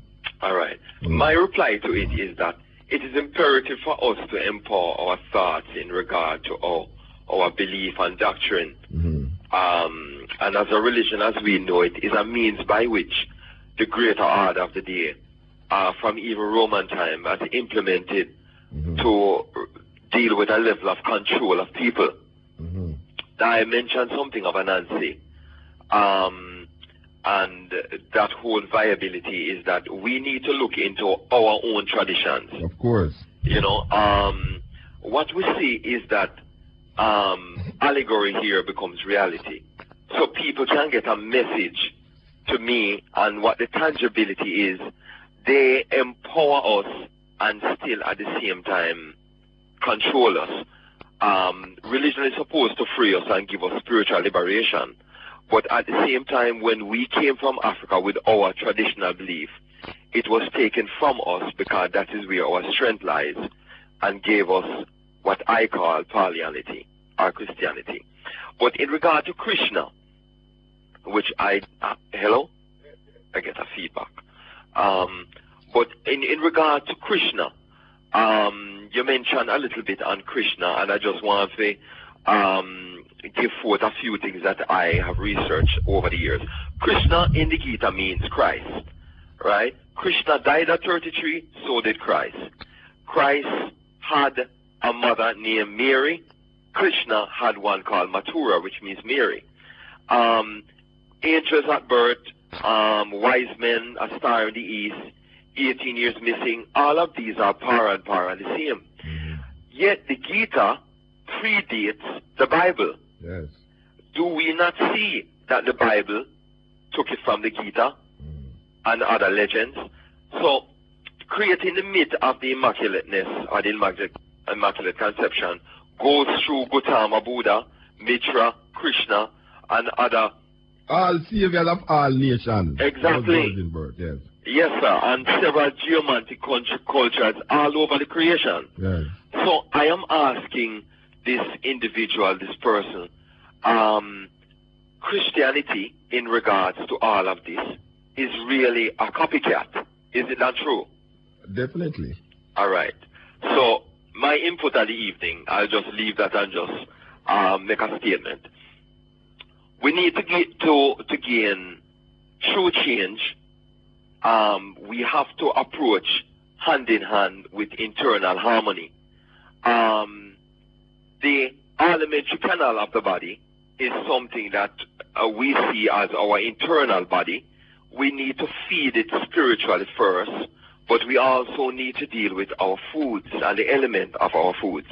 So I am asking my family to really deal with the natural elemental foods like piaba, watercress, English plantain, bamboo to clean the joints, watercress for lymphatics, gully bean for building blood, and clean spring water, and so forth, and bath fountain mineral spring, which is free.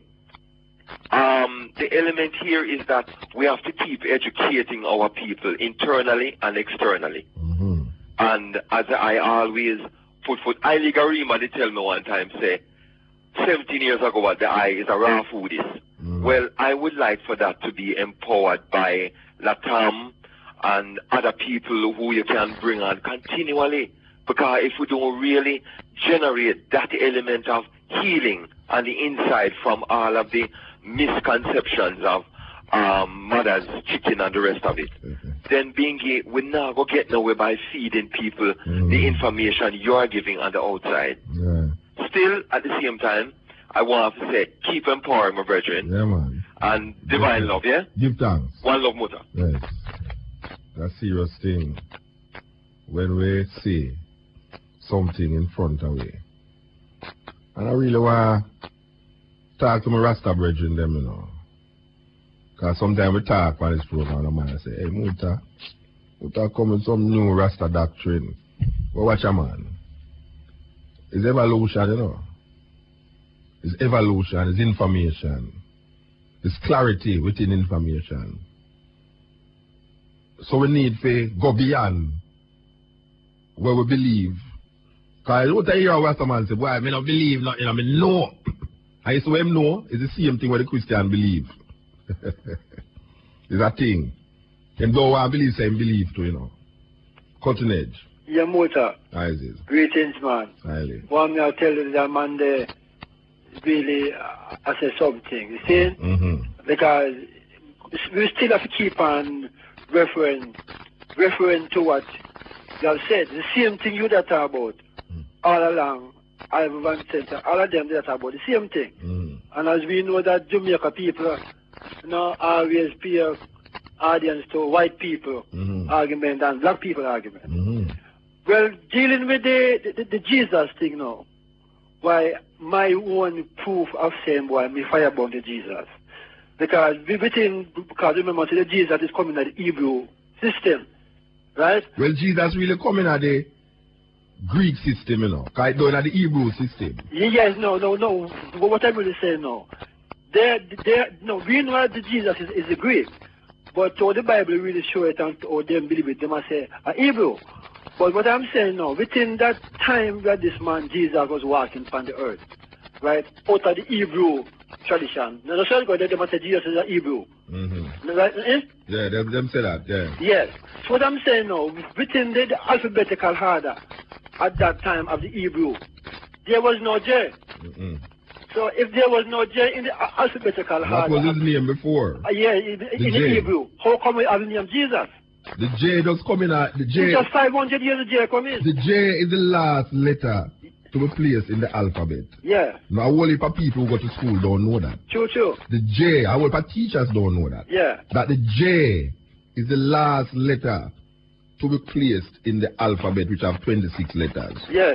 So, if there was a man 500 years before the J go in the alphabet, and if you spell his name Jesus, what was his name before that J was there? Yeah. Because we know the origin of the word Jesus coming from Greek mythology. Yeah. You know, see, so We have to examine these things. Yeah, but people don't want to examine it because they're scared. Yeah, it's true, yeah. Them scared say it go interrupt and intercept them whole life belief. Yes. You see, them don't want to rock no boat. Yeah, because even Sunday, there was a woman and they were in Africa, you know, with Andrea was dealing with the African philosophy and and thing there, you know. So me asked about some questions. I said, the only we muta can we really go into our African tradition and root ourselves. We have to come out of this Jesus mentality, this Greek-Roman system. Because once we remain into this Greek-Roman system, we will never be able to have ourselves open and free to accept our African teaching. Yes, because whatever you are saying and all the other brethren and sisters are saying about Africa, it will never take root. Because the man in the church, the church leaders, the pastor, them, who's getting $36,000 a month to tell you all of these lies and hypocrisy, they keep on doing this thing. And this thing, and another thing again, what them are with the people. You see this kid business I'm talking about, children, kid. The what? I call the goat. The kid? Yeah, I call children kid. Okay. I don't goat, I know have kid. Because I remember as a boy, them used to call woman foul, you know, because you used to make a chick. Chick. Yeah, I'm going to make a chick down the road there, you know. So, them nowadays them say beef. And little beef, yeah. Yeah, but I never beef down the road, you know. Your meat business and the man thing, you know. So you see, what I'm really saying now is we have to get our mind, you know, on a level vibes. Yeah. Where we can, where we can really begin to really teach our children the truth. Because within this Christianity, this system, we'll never hear what you are doing and many are doing. It will just look like it's just all in vain. Yeah, so the first thing we have to say that, even as Rastaman, it's in Jamaica and around the world, what I think we should do, those who have getting money, you see, they should start to set up a thing, you know, where we can teach, you know, the true teaching of the African thing. Like all the Muslims set up him thing. But I will if Rasta afraid of African thing too, you know. I will if Rasta afraid to talk about African thing, you know. It's true, yeah. Yeah, man. Yeah. And now Rasta get hooked at the Judeo-Christian thinking that you can start telling about Yoruba and Voodoo and Akan and, you know, Dogon and him say, oh, no, some of them things there. I'm afraid. It's true, Rasta. I'm afraid. So I said, no, Rasta, see, I call the Muslims set up them thing. And the Jews set up them thing, and the Indian and all those people set up them thing. And this is why I say the Indian I was just trying to talk, you know. And the Chinese and the Muslims, because them come together and them set up them school, them set up them factory, them set up them local store where we eat one thing. But as we Africans, we don't really take up that principle. We not going to muta. Yeah, we want Tommy Hilfiger McDonald's. Yeah? We want Tommy Hilfiger McDonald's. Oh, yeah, I'm thinking that, you know. I have to go back to naturality, you know. Yeah, all right, brethren. Yes, a guy that moves and take care. Yes, that's serious thing.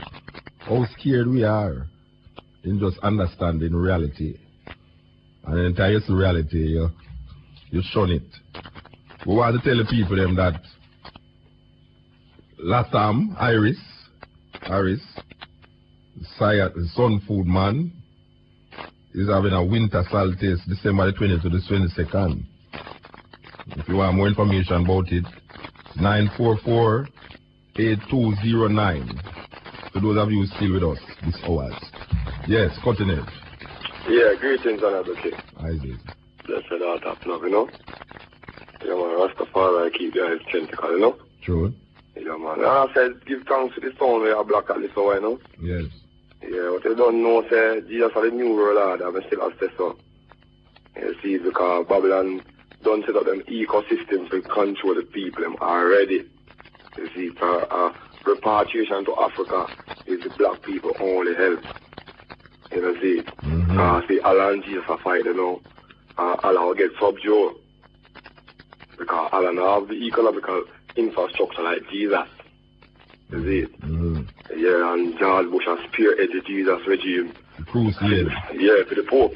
You know, see, because them done, see, say, you know, Jesus in Allah country and Allah get vexed and lock up Jesus and Jesus say, yeah, a war. You see.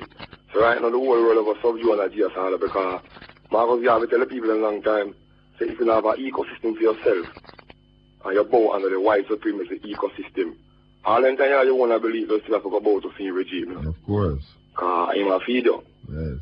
And when you lack of food, you know, you're hungry because you have nothing for your ecosystem upliftment, you know what I'm saying? So a man go depend upon Tamil figure and Nike here and, you know, business, but for your own development. You know, my fat and next man development. Because you can't get it easy. That's why them call it fast, you know. You see it? That's why them call it fast. You can't yes, get it fast, everything fast. Fast, yes, fast thing, yes. It's a quick business capable and even ahead of time right now. Yeah, so you don't have no need to do nothing for yourself again. They must do it for you. Is it? So you become now dependent on them for everything. Puppet and a string. Is it? So when man goes to tell them man to self-reliance, you know, they never know, so they don't get hooked on our system, you know, on a like handout system, because black people love handout, you know, free issue. Yeah. And look at freeness, I go and see them bungle up today, you know. Yeah. And I want to work and set a standard for themselves. You know, see, because see, you know, the system build up, you know, that a man, you know, I work hard over the years for all a vehicle and he just get it ready. The things when the redemption come out for repatriation and all of that. You see, that's why so much free give you are giving out so much laptop business and Babylon and you be a pretty person in your eyes to catch you. But you give mother remember nothing about redemption and Africa upliftment. Nothing.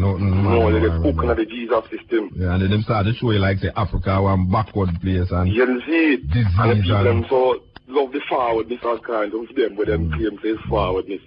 You see it? They don't want to go into the backwardness so they know. No. So it's an illusion then get there, so you see it? Yeah.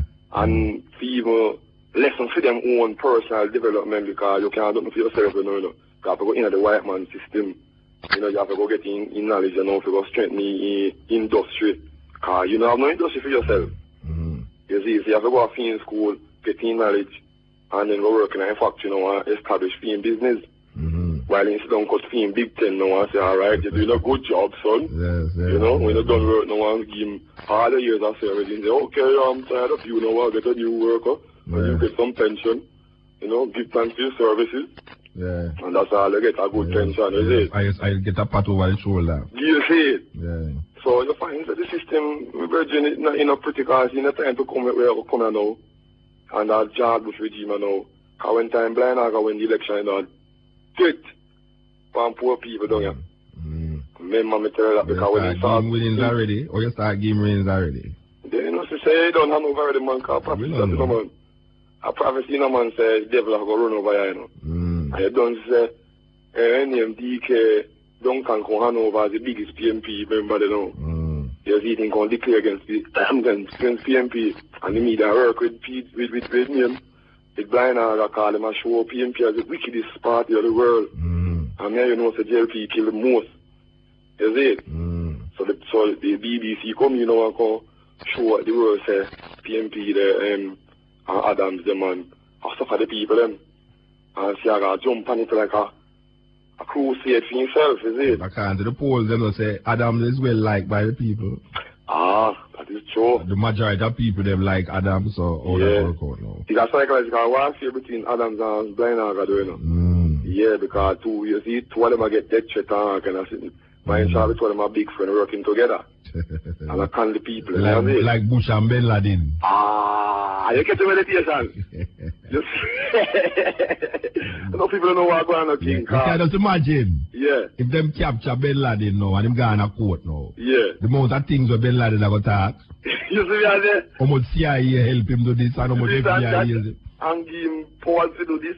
And give him gun and mission to do that. I tell you. Yeah, just like all the popes and Castro Cremona for contact capitalists to divide the people and confuse their meditation.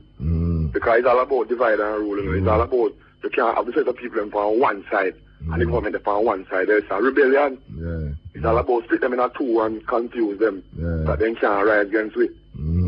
Give thanks, Bridget. Yeah, so you don't see. Yeah. It's a judgment setting up on black people because they're going to take up the wrong, you know, doctrine, the wrong governmental orders. Yes. You know, the wrong way of life. Wrong religion. Wrong religion, is it? Yeah. So you find, say, it's a backfire upon the whole of them right now because if they used to left school, they don't can't get no work because no infrastructure no set. The white man don't system have to suffer a certain amount of people because you have to kill a certain amount if you rule the masses. Because you know, Africa man kill people with the AIDS and all kind of thing because you want to control Africa too, you see. The politician will get you, the churchman will get you. The churchman will get you. You see it, and if the politician and the church don't get you, then corruption will hold you. You see it, so either fast food or some fast sex or some, you know, see it.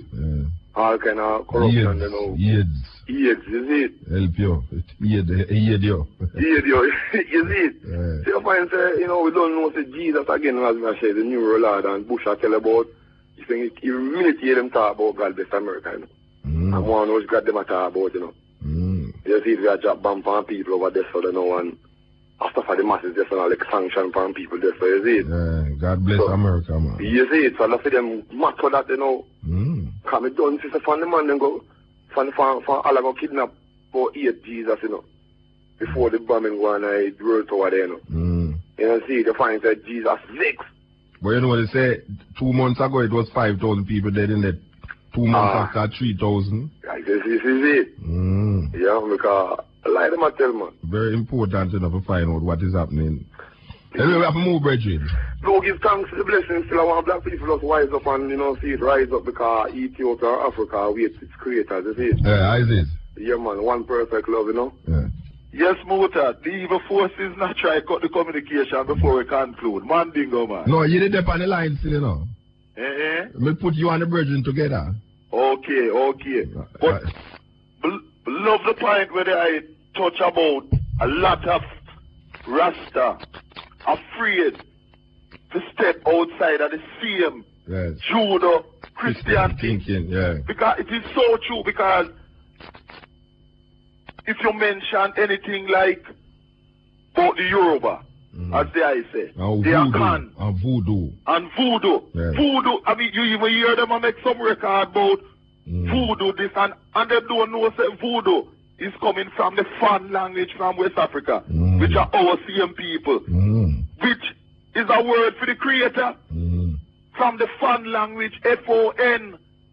But our people have been so whitewashed that evil, some of them who are supposed to be conscious because of that. So nothing is...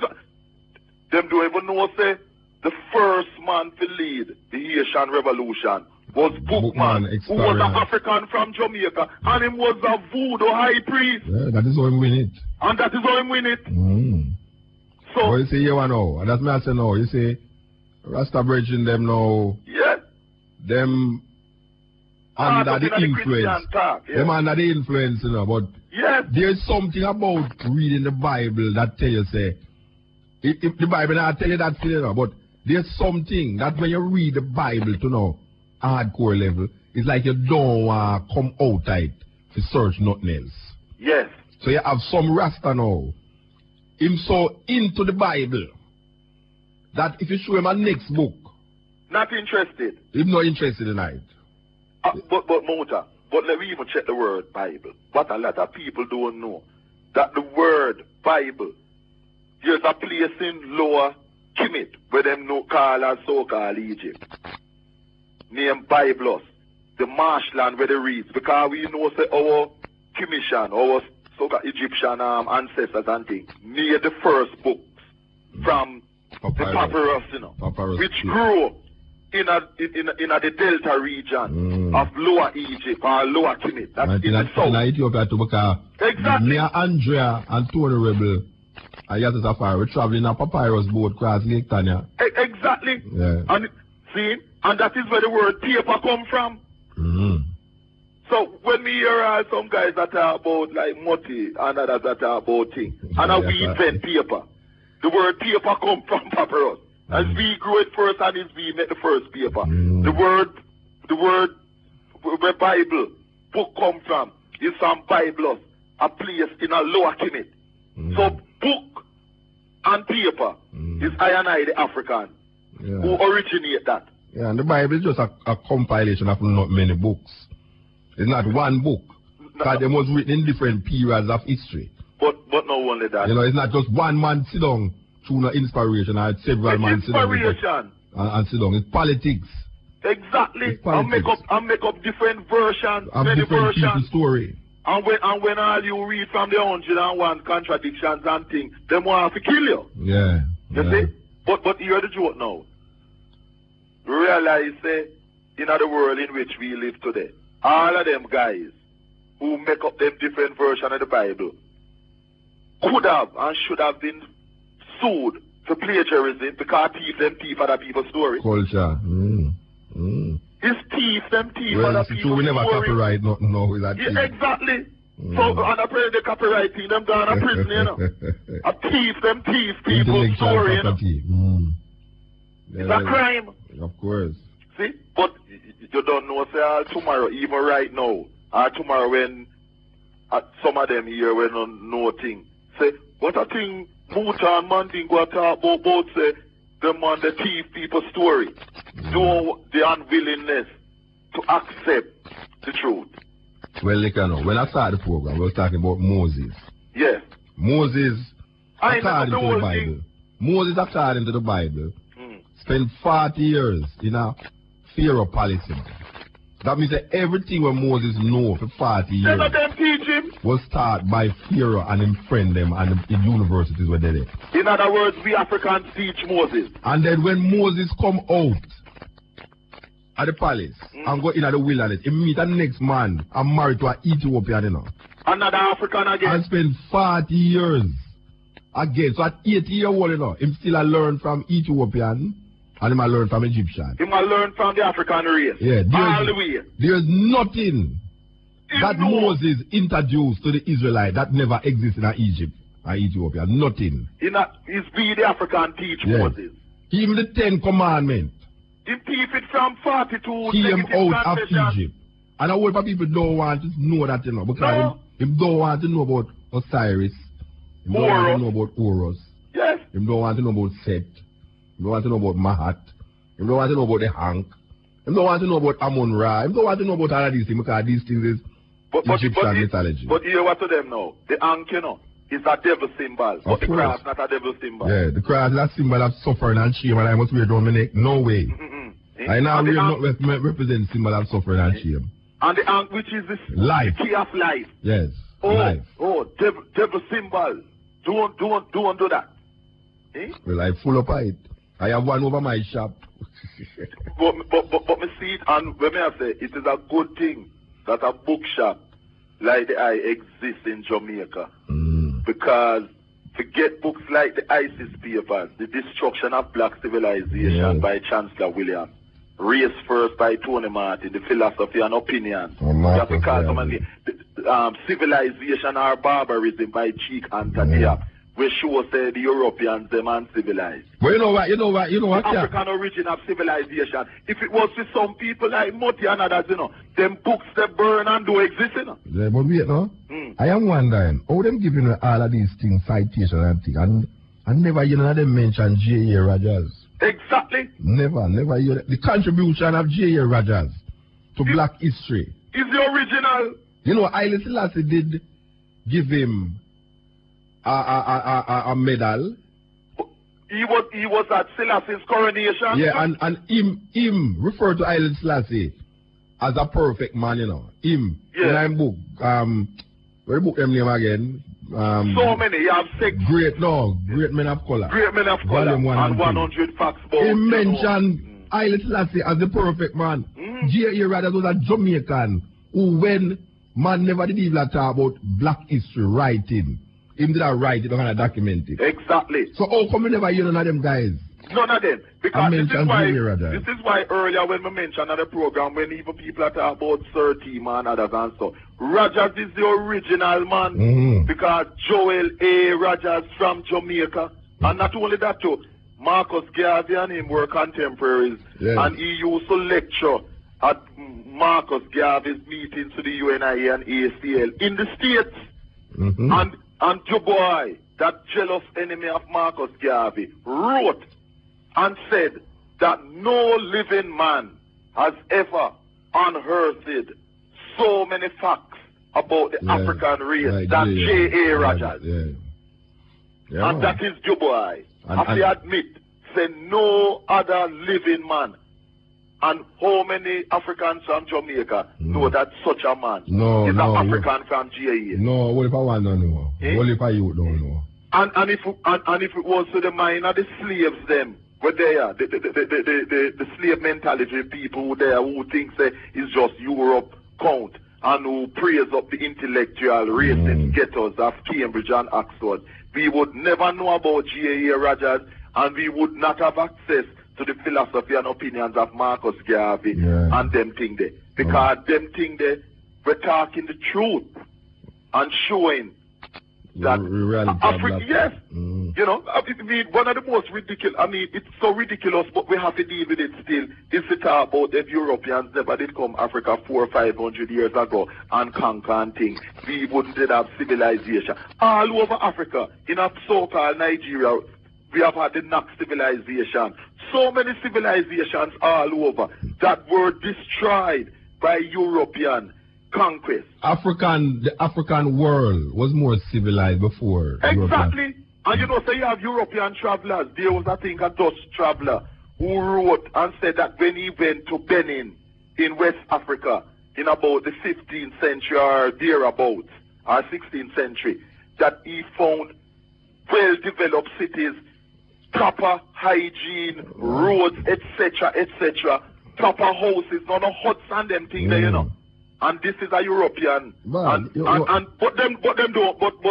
and others don't want people to know that. Virgin, you want to go to Bordeaux, man. Bordeaux is in France. Yes. When the French was living under what we call European ideas, it was not very civilized, as history shows. A set of people named the Moors. Yes. Build France. Build Spain. But the first universities the first university that Europe ever had was by the Moors. Yeah. So when we go to Bordeaux, and we see the streets and the buildings in Bordeaux, and they will tell you that is Africans designed these buildings. Africans build them. And it is Europe. When we go and we say that the first bath, the first street light, all of these things is Africans carry them there. Exactly. You know, so when a man tell you say, if it was white people, slavery won't be civilized. He must examine what is it that causes us to be uncivilized in this time. If it is not the same white supremacist, European colonialism, imperialism that still exists in the minds of the people.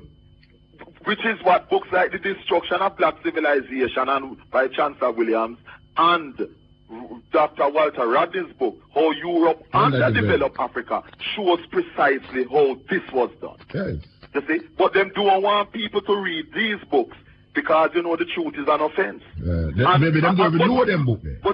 But talking about hygiene, Queen Victoria of the British Empire boasted that she had 2 or 3 baths for the year, you know. And that was a big thing. The Europe where them are talking about in the 15th and 16th century was a place where when them lived in a London and places like that, when them perform them nightly functions, you know, urine, etc. and stuff, them used to get rid of it by throwing it from people who walk in the street below. That's why they will have a plague. That's why they have all kind of plague. They will have a black plague kill off 70% of European population. Was wiped out. Yes, so it's people who never have no proper hygiene and days in Europe in the 15th, 16th century and all of them things there were rarities. Because in fact they thought that if you bathe too much, it was a bad thing. Well, really, I will mention time and time again. And most of them know what me and you tell life on them, you know, because you and I can show them European books written by Europeans who document this nastiness. Because we're ready for them, because we have the facts and the books. I mentioned time and time again that when the Moors in Spain, they have a tradition of having a bath more than one time a day. Yes. All right. When in Europe, when these Europeans see these black people bathing twice per day, you know, they were reported to the authorities. Yes, that this was a wrong thing that they were involved in witchcraft. Yes, to be bathing so much to time. be bathing twice per day. Yes. This is not what me saying. This is history. It's history. It is written like that. Written that by, man written getting by a problem written for by being. European. This is a problem for get. They getting problem for being twice per day in Europe. And it's not because they were short of water. No. But because there's a superstitiousness about having a bath twice per day. Because some of them have bath twice per year. Exactly. Based on ignorance. Yes. And them a come talk about I and I, the Africans. So the African race, eh? when we look at what is taking place with Africa now, it is in direct relationship to colonialism. It has nothing to do with our relationship with Europeans. Exactly. Why we're not advanced. Yes. It's That's like it. what the negativities in Africa like that are based on European imperialism that destroyed what we had originally. That Yes. was progressive. Was progressing too. It was progressing. And progressive. Science and technology, it was progressing. Exactly. And then some guys come and just destroy it. Destroy that deliberately. And no, telling us we And then I are come to civilized. about say we must grateful. Grateful for the rape of our man can't ancestors, be the mass grateful. murder of our ancestors. Then tell me something. You know when me have to laugh when me hear the idiot talk about our sisters were glad to be spared from female circumcision. So why is it, since slavery was so good and we're glad to be spared from female circumcision, why is it that African women threw themselves into the Atlantic to be devoured by the sharks rather than live in slavery? Why is it that African women in the Caribbean and in the States killed their newborn at birth rather than make them children grow up into slavery, if slavery was so beneficial? And of course to Muti and others, Sam Sharp was a fool. Like I listen to Muti enough, man.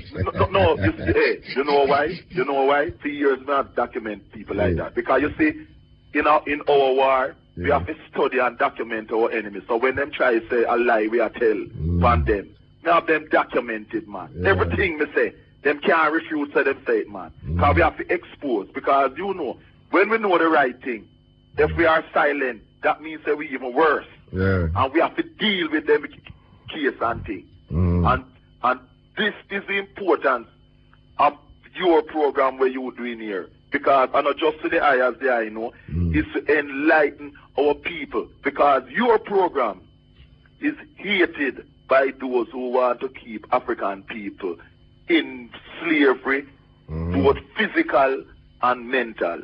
Because programs like this enlighten our people and burst the mental chains that chain our people. And this is why we can't stop support the eye. And for know say from our I know why you stop.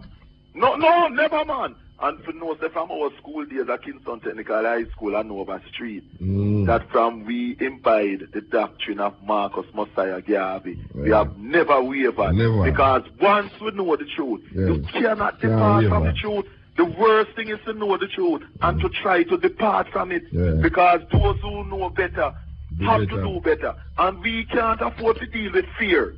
Because if we deal with fear, that means that we will trap not only ourselves, but our future, which is our children and their children, into slavery. We can't deal with that because that's the next thing when I'm using, why you're not afraid to say them things there. No, but that is a tactic to keep we in perpetual servitude. I'm afraid for don't say them things there. I'm afraid for don't say that, yes. I'm afraid for don't say it. Exactly. I'm not afraid to say it. I'm afraid for don't say it. See? We have to deal with things like that. And you know, no matter one thing we're certain of, Muta, no matter how them try to hold the African race in subjection, in servitude, we will eventually triumph as a people. I have no doubt where that is concerned. We definitely will overcome in the Marcus Messiah Garvey way. Because we will never stop as African people from bursting all chains that them try to shackle us with. And one of the things that I noticed also by these the brainwash ones in GAA, the brainwash ones from our race, is that anytime we talk about having any African unity with Africans from the other islands of the Caribbean or Africa, it's a big problem. It's a big problem. And then I notice, when some of them do, you ever notice sometime we are African or black, and the next time we make up a mixture of all kind of race, whenever it suits them. So, on one level, when I hear them say, oh, we are talking about Africa for. We are not African. We are not, we're not black on them things. We make up a European, Chinese, Indian and all kind of thing. And the very same people who say that, hypocrites who say that, you see, now the next breath, them talk about say, we are not that. Boy, I will tell you, black people not good, not no black not good, you see them nigger them. It's the same people, Yeah. So, them want to have them cake and eat it. So, how can it be that one moment we are African and we're black and we're not good, and the next moment we're not African, but we make up all different races, the so-called out of many one people? Well, where think them get you see out the of conship? Where think them get out of many one from? The people from the States, man. The Latin matter where the States them talk. America, them get it from them thief that. I will if a Jamaican people don't know, say. Them don't know that. The out of many one is the same matter in America. Exactly. It's them thief it from America. Thief it. So you don't mind chop all the melody? America could have sued them. Of course. For thieving them matter. Yeah, of course. See? You tell some teachers don't even know that. Them don't know that. Some teachers don't even know that. Like MacArthur Woods, who originated Black History Month, said miseducation of the Negro. Yeah, them in need of teaching themselves. If you go to some school and say, look here, you see the motto of Jamaica out of many one, it is an American motto that was stolen by our so-called founding fathers from those people in America. Exactly. It has nothing to do with the Jamaican reality. Nothing at all. It was just taken from America and transported and transplanted in Jamaica out of many one. Yeah, but here the con. The reason why them thief it from America, they use it yesterday, is because the so-called people who were in charge of our so-called independence were very anti-African, and them wanted to con the majority. You know the population of Jamaica, the majority of the population of Jamaica is African. They wanted to take the African people's mind of Jamaica off of the fact that we as a people must control our resources, etc. and so, and try to fool us with some so-called out of many one thing, See? Check on our mind of Africa. We know no African. Yeah. But that is the con. See? But there is no way that can be, because anyone who comes to Jamaica from abroad, from them come Jamaica and look around for the population, you see that you are in an African country. And we say that without apology. All you have to do is look. We know if you go Ghana, Nigeria, and Jamaica, for example, if the people don't talk, you don't know where you're there because it's just the accents different, Yeah. Well, when I don't go to Europe. Exactly. When we go to Europe, the only time people know so we come from Jamaica. It's when you talk. It's when we start to cuss bad out. You don't know whether about Trinidad, no, sir, Trinidad, Nigeria thing. No matter where you come from. No matter where you come from, Europe, you're African. You know you're African. So this is why when some of them radio people, they try brainwash people that talk about we are not African. Who them a fool? And you know when would I like do with the one them who them look black, the roast breadfruit them. But I talk about say, we have mixtures of all kind of thing. Me personally would have delivered them free of charge to a Ku Klux mob meeting in the States or a National Front meeting in England, and then we know say if them is mixture of what? No man, no, Buddha said, don't worry man, oh you're not African, you're not black, you're a mixture of European, Chinese, and nothing for do, you're a mixture out of many one. Okay, you can see what mixture you make out of. And me and you just left them at a Ku Klux meeting in the States, or left them at a National Front meeting, or the front meeting in France with the boy, the Le Pen, and then we'll know what mixture of race them come from. Let me tell you something. Trying to fool themselves and other people. Them no African. Them have an advertisement on the TV right now because of the World Trade Center thing. Where you hear some people come and say, I am an American. I'm going to say, I am an American. American was a white guy. American. No, we don't say. We don't say. No, listen. We don't say that they might try to be patriotic, by saying all these different people is American. So it's out of many one thing them are manifest, Because now they might show you say the Chinese man who is in America, this in America. But you're the black man now in America. The black man in America call himself an African American. Yes. That means he might tell you, him is American, Him say him is just an African American. Yes. Instead of him say him is an African in America, Which is what him supposed to be. Yeah, him say him is an African American. That means say him become less of the thing that him purport to be, Because if a man say he's an African American, the most important thing in that thing is the American. Yes, of course. You know see? If you say he's a Chinese American, the most important thing is that he's American. Exactly. You know see it? So him become now something other than himself. He become a hyphenated. Yeah, he become almost like the subject rather than the object. Then him not subject, then him not hyphenate himself. I cut himself into Yeah. You can't be an African American. You have to be an African in America. Yeah. Like go be an African in Jamaica. Language funny because the man who bring up that now, you see, he might try to show you himself as being an American, Exactly. But he wants to distinguish himself from the white man in America. Exactly. Exactly. It's better if him say he is an American African. Yeah, that me I say. The subject and the object. Yeah, him is an African born in America. Yes. But him say him is an African American now. Sure, you say the American is the most important part. Yeah, it's the most important part of the thing, Precisely. And Muta, as we know, we are simply Africans. Definitely. Because nationality have nothing to do with this. Wherever we are, no matter where we're born on the planet, but our race can't change. What when the so-called Native American decides a film country? And him want back him land. Yeah, which is film country. And him want back him land. Where this African American going to do? Yes. Because the buffaloes will let them side with the white man who will oppress them and kill them. Kill the Native American. Over them own land. Yes. Over them own land. So how that go? You know where that remind me of? The West India Regiment Arnia, where did go Africa and used by the British for murder Africans in West Africa for British imperialism. The West India Regiment. Africans who go as members of the West India Regiment and fight wars in West Africa on behalf of the British races against them own people. That can't work. And the other day you play a tape there, and don't stop playing the tape there about the Illuminati. You see the boy Thomas Jefferson, man. May I tell you, again, may I mention him just for the last time. All the while, he's always been mentioned as the guy who write the American Constitution. All men are created free, equal, and thing. The boy Thomas Jefferson.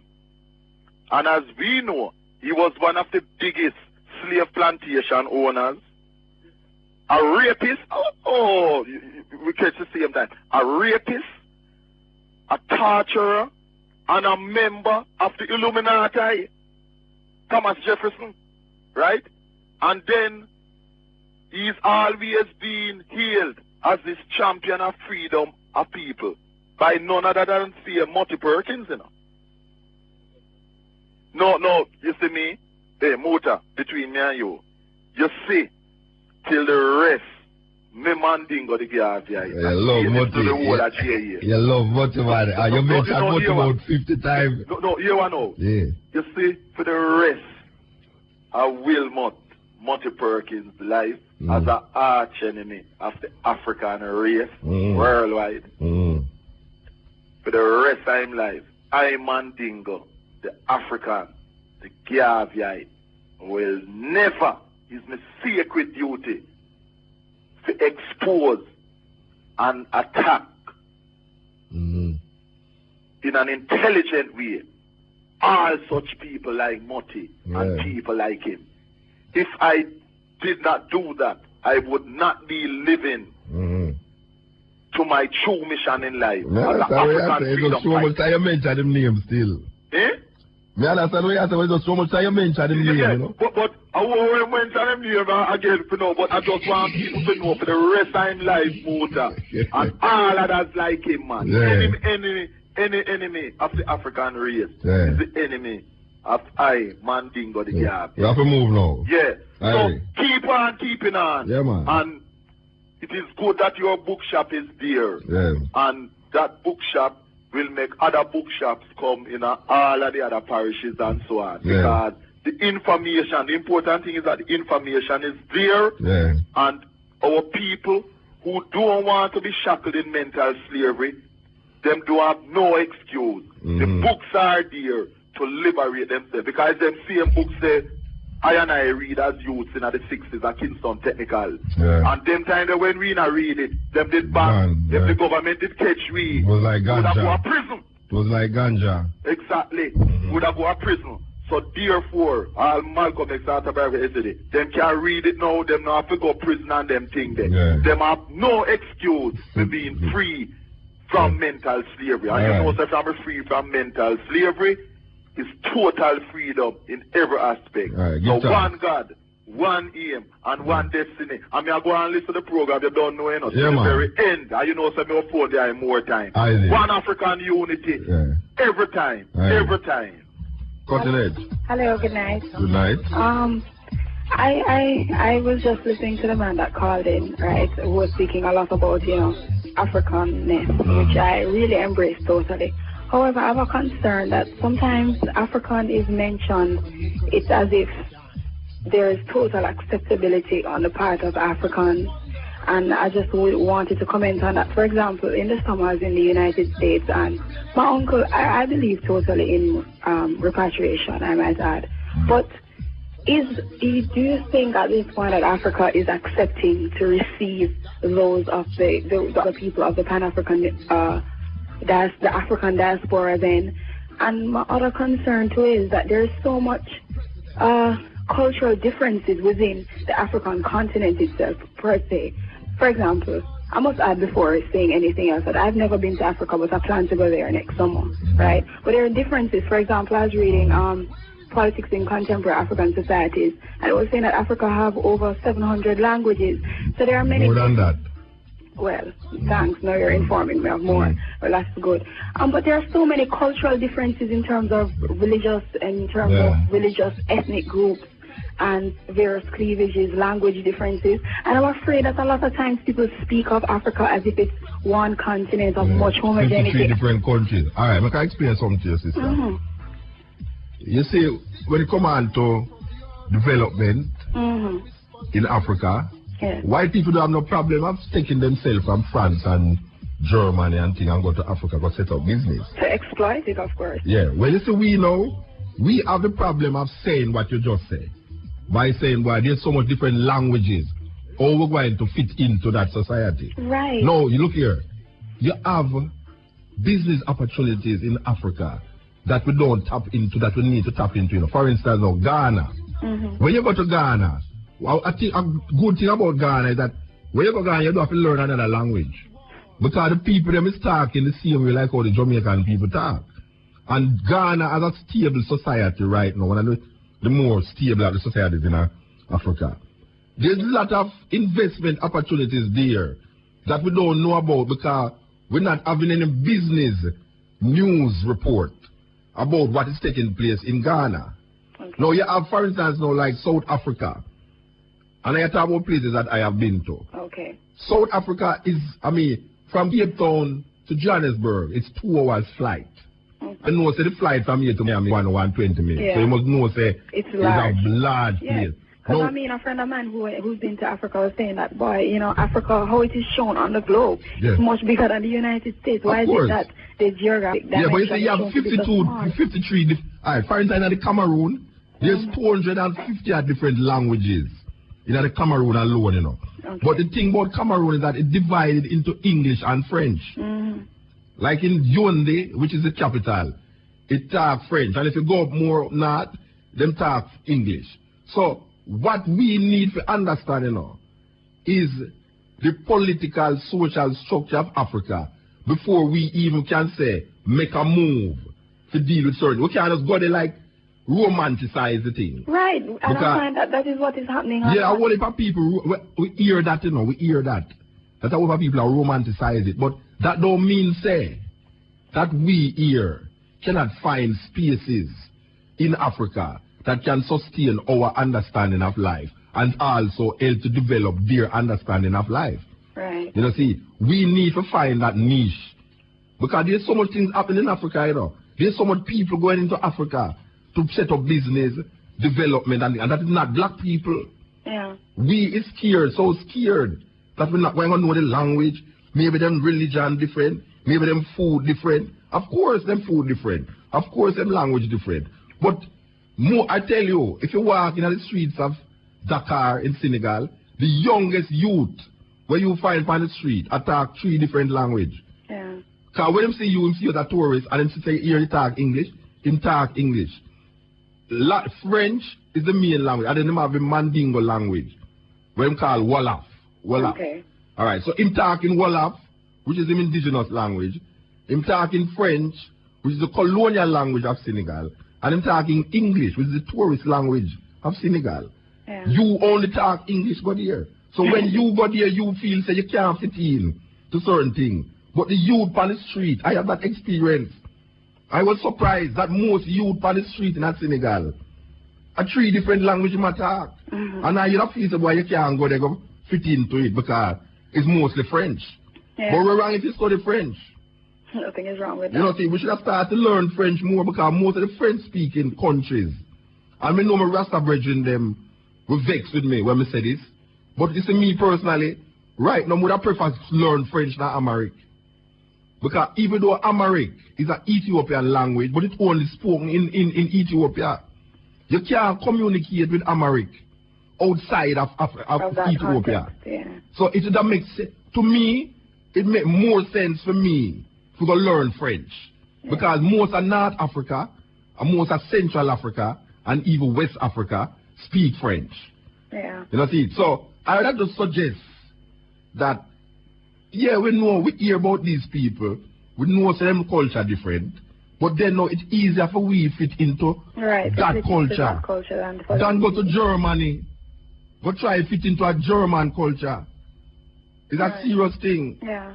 But I think though, you know, it needs to be said more. Yeah, I think the problem where you have is the romanticizing of it. Right. I'm really tired of it. And I mean, a lot of people talk, you know, Muta, but is there going to be a concerted effort to ensure that the development of Africa is actually done? I mean, look at the issue with the reparation of the conference the other day in South Africa. What is the people of the Caribbean, what is CARICOM saying to us? I know that Hillary Beckles was there, but I mean, the feeling that I get is that in terms of reparation and paying back the black race for what they have lost, I'm not talking about monetarily only. I'm talking about setting up skill training centers and educational facilities. Well, when I think most people... social capital. I don't see that our regional leaders...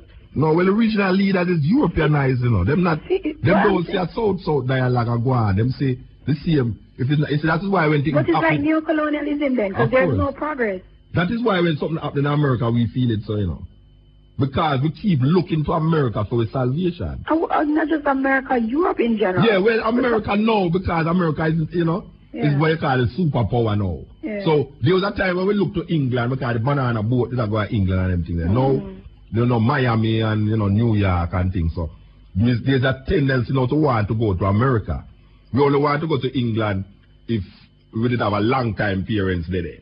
But now most ones that want have an American visa than to go to Europe. You know, see. Yeah. But we have never turn our eyes to the south, which is really Africa. You see, because we get, it's either, I can tell you what the problem I have with our party. One, is either we see Africa so negative that we don't want to deal with it, or we romanticize Africa so much. So much, there needs to be a balance. We don't want to deal with it either. Right. You understand? So we need to get out a little religion.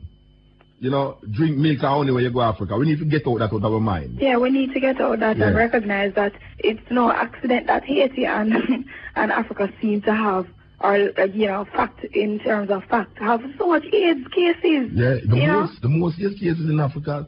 You know, South Africa right now, 33. It's a serious thing, you know. Millions of people are dead in Africa. Yeah, of AIDS. And I mean, you know, the sad thing is, when you look at how the men in this country have been socialized in terms of sexual prowess, that it is okay for them to go sleep with this woman and sleep with that man. It's like destroying themselves. What they use to define them, their early manhood, is what destroys them later on, because they cannot take care of their children. And so their children are destroyed. Yes. I agree with you. I really appreciate your program, because I mean it talks about conscious things, which we really lack. But you know what, Muta, I'm really tired of being in a country where people just are drop dead like flies, so and we just have a culture, talk, and when it comes to action, you know, nothing is done. It's just really sickening. Well, you see, something not doing about it that more people not do it. Something really I do, but it's just that more people need to do the same thing to make the change still, you know. The same like Africa.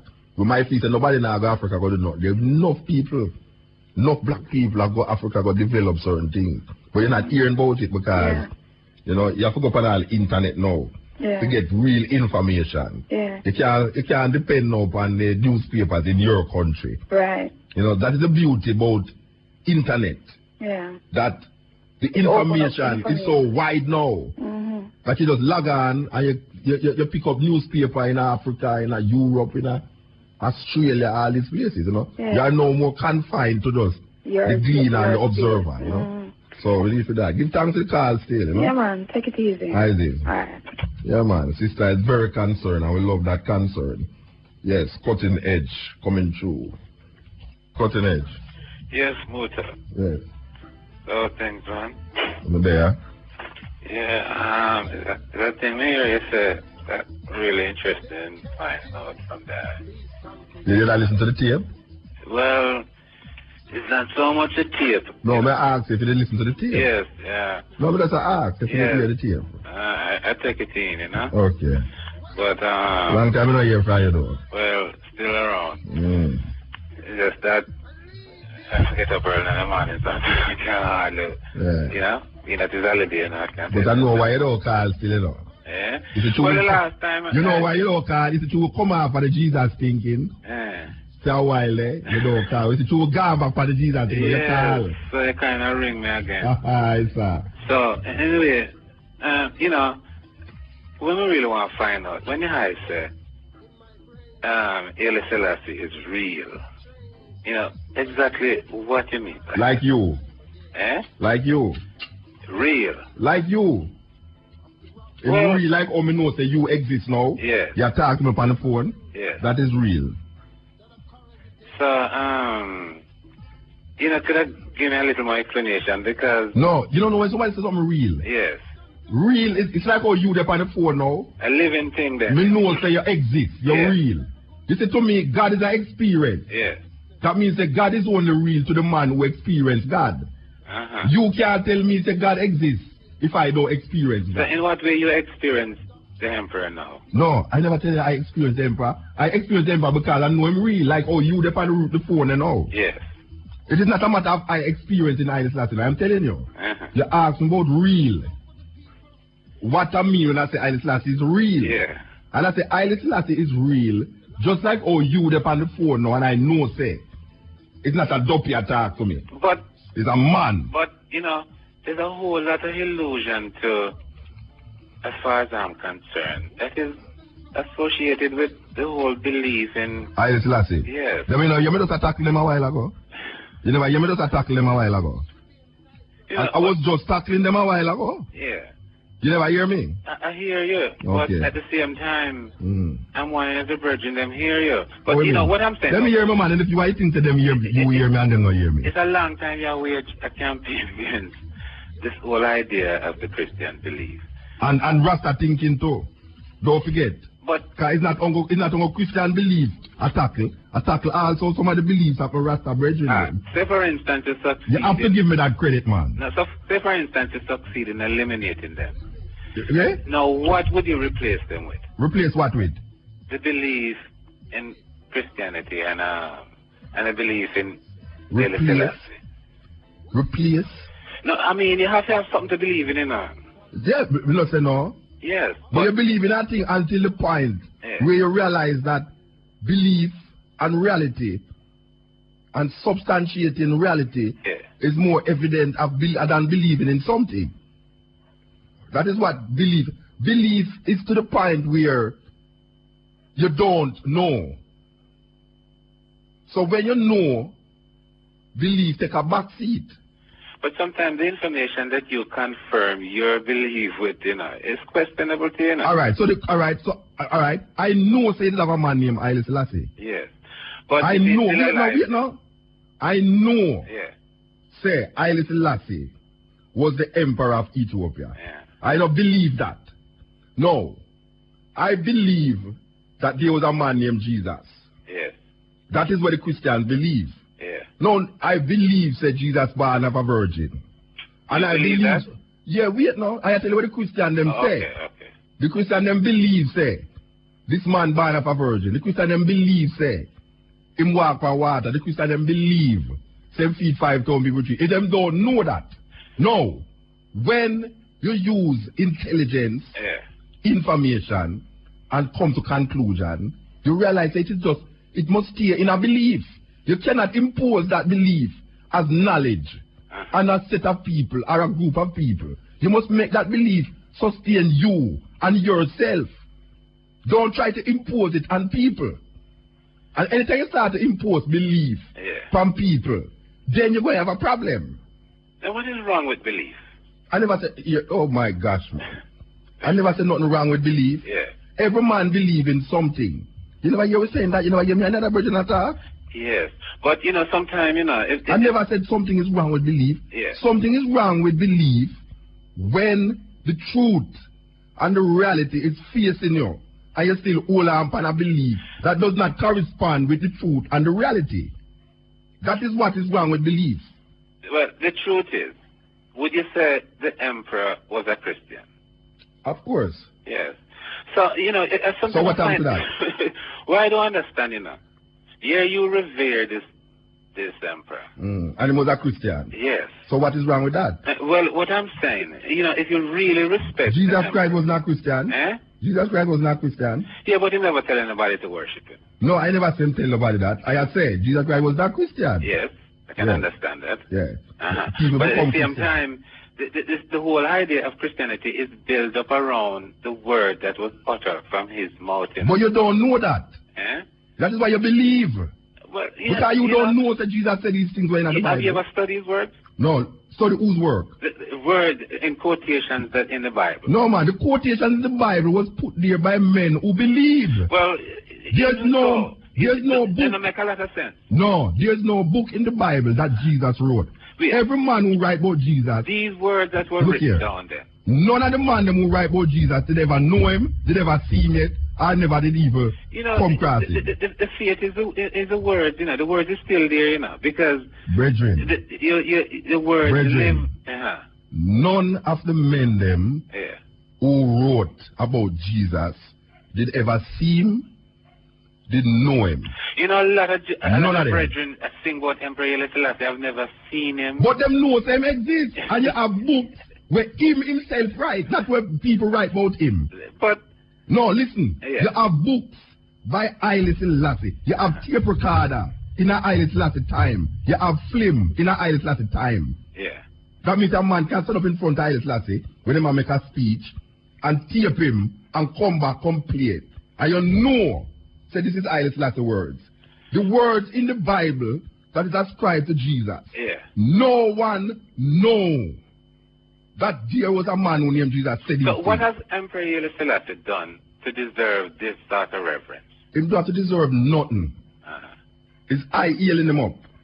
You don't have to heal him, It's I heal him. I have said to you that I know Haile Selassie. I have heard, I have seen Haile Selassie with my own eyes. I have heard him speak.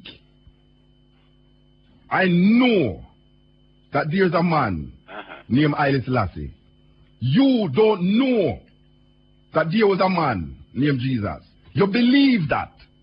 And the words in the Bible that is ascribed to Jesus Christ So are You saying don't know. Are you saying that Haile Selassie himself was misled into believing into these words? Because he was inspired a great deal by the Bible. But the Bible is inspiring.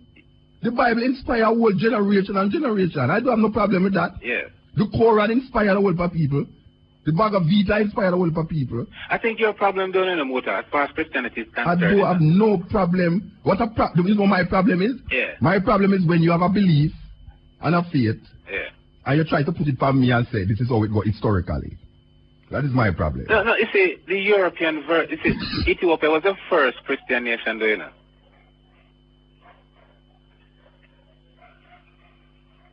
So what that mean?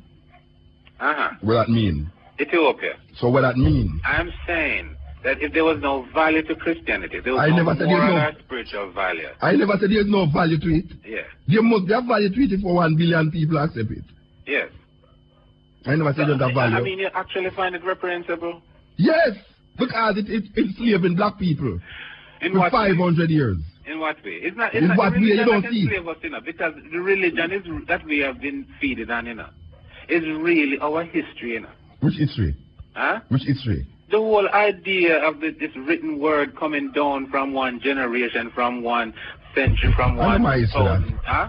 I know my history that. Oh, you mean? No, man. The Nile run from the highlands of Ethiopia down to the lowlands of Egypt, So what that mean? And I'm saying. So what that mean? You know why your man make movie about place, Gotham City? Huh? You know why your man make movie about Batman? You think Batman never in a city? You don't say them call the name of streets in New York to show you that Batman exists. Well, America you know that Superman? America will win mingling. No, but the same thing with the Bible. You call in places that exist. Yeah. And because the people them call the place that exists, you're saying the thing must did happen. That don't make no sense. This is real thing. Yeah, but Superman exists. Huh? Superman exists. No, they never see Superman fly over the Statue of Liberty. Now let's not confuse what. No, it's not. No, it's the same. It's the same thing. All you do, you think up a story and put it in a place that is real. You think up a story, you put the thing in a place that is real. The Bible there's no Brother Nancy, but Brother Nancy is a Santi spider. There's no Brother Nancy. Oh no, man, get real.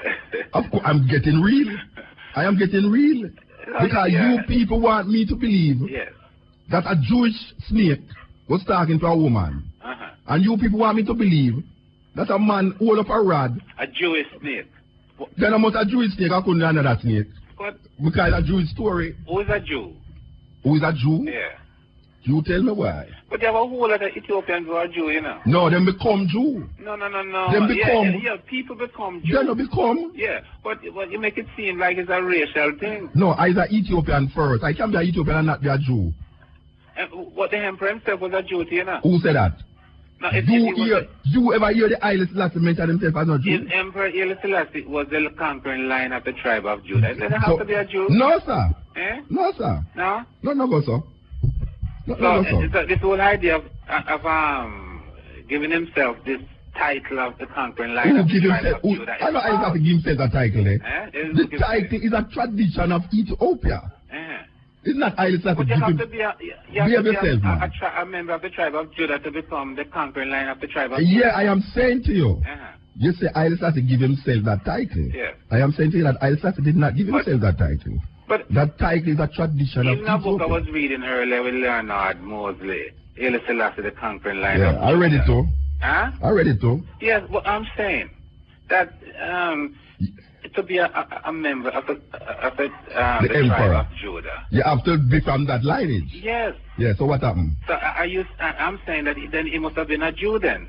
No. Who is a Jew? Because who is a Jew? A Jew is really a person who believes in the whole Testament, the whole laws of Moses, and build up a whole bunch of rituals and things around it.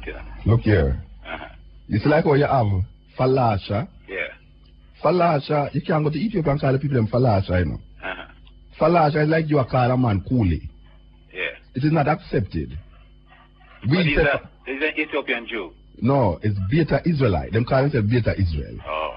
Alright, so you don't say Falasha. So, you know, that's why I'm saying this whole idea of Judaism is a European heresy, you know, because Judaism. Yeah. I am saying to you, I is Rasta now. Yeah. And I tell you about Haile Selassie. I don't talk about where Haile Selassie is.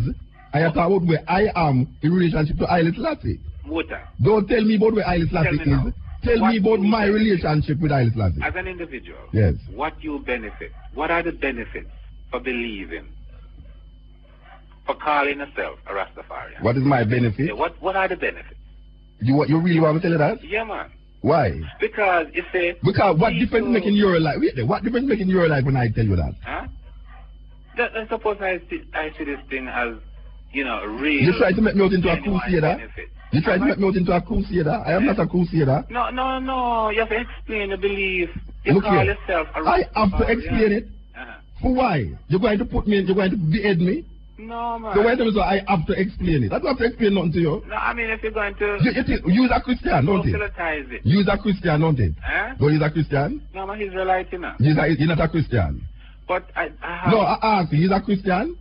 I said I'm an Israelite. Alright, so you're not a Christian then? Nobody's born a Christian. Oh gosh, man. Nobody's born a Muslim. Nobody's born nothing. You don't ever born being a heterosexual neither. So what happened? So I'm saying that I'm an Israelite first, and if there's a religious label I have to associate myself with, I would gladly... Alright, you're an Israelite. Alright, you're an Israelite. Yes. I am not an Israelite. Well, you see, that's another party, not... No, that's what I'm trying to show you. I am not trying to convert you. I am not trying to convert you to Rasta. I am not trying to convert you to Rasta. So I don't have to explain to you why I am a Rasta, because you cannot kill me for being a Rasta. I mean, you can't just sing a song, you know, recite a poem and think that people should, you know, accept that. No, I never tell you. No, wait there. None of my poems, them, is preaching nothing, you know. My poems is expressing what I feel about situations in the society. I'm not preaching to nobody and say, why you have to heal Jah, or else lightning and thunder will kill you. I have never written a poem like that. Yeah. I have never written a poem saying, if a man no heal Jah, lightning will kill him. And if a man no praise Rastafari or dead. I have never written a poem like that. All of my poems is written on the basis that this is a condition that I am seeing and it's what I'm writing about. Yeah. I don't write to convert people. No, there must be some reasonable explanation to life, don't you think so? What is the reasonable explanation to life? No, if I said, explain to me, what are the benefits of being a Rasta? Yeah, but that is what only people always come to Rasta. No, man. I must explain to you why what is the benefit of Rasta? What are the benefits? What does it benefit you? To be a Christian. If it benefit me to be a Rasta. Well, you see, the thing is... I'm not trying to convert you. No, I'm not going to convert you. You think I come on the radio to convert people to Rasta? I don't come here to convert people to no Rasta. What I'm saying, you see, if you ask me as a Christian then, what are the religious beliefs? Not as a... Yeah, what is the benefit of What are the benefits? You will say it. Yes. But I am saying I am in no obligation to defend why I'm a Rasta to you. No, it wouldn't be to me, you know, personally. It's you are talking to. I'm not talking to. You are talking to. You know, it's you ask me the question. I am not. There's a lot of people who out there thinking that this whole idea of being a Rastafarian leave one without some kind of hope. Yeah, just like any other Christian. Yeah. How will people believe say Christianity lead them without hope? How will people believe say Muslim lead them without hope? No, a Christian could never believe that Christianity it's a hopeless thing, even in this life or the other. But I am saying that there must be some kind of hope. You're right, there's not a hope. You're not listening to the program, you know. The salvation then. You're not listening to the salvation. You believe that salvation. There's some form of salvation. Salvation for what? Huh?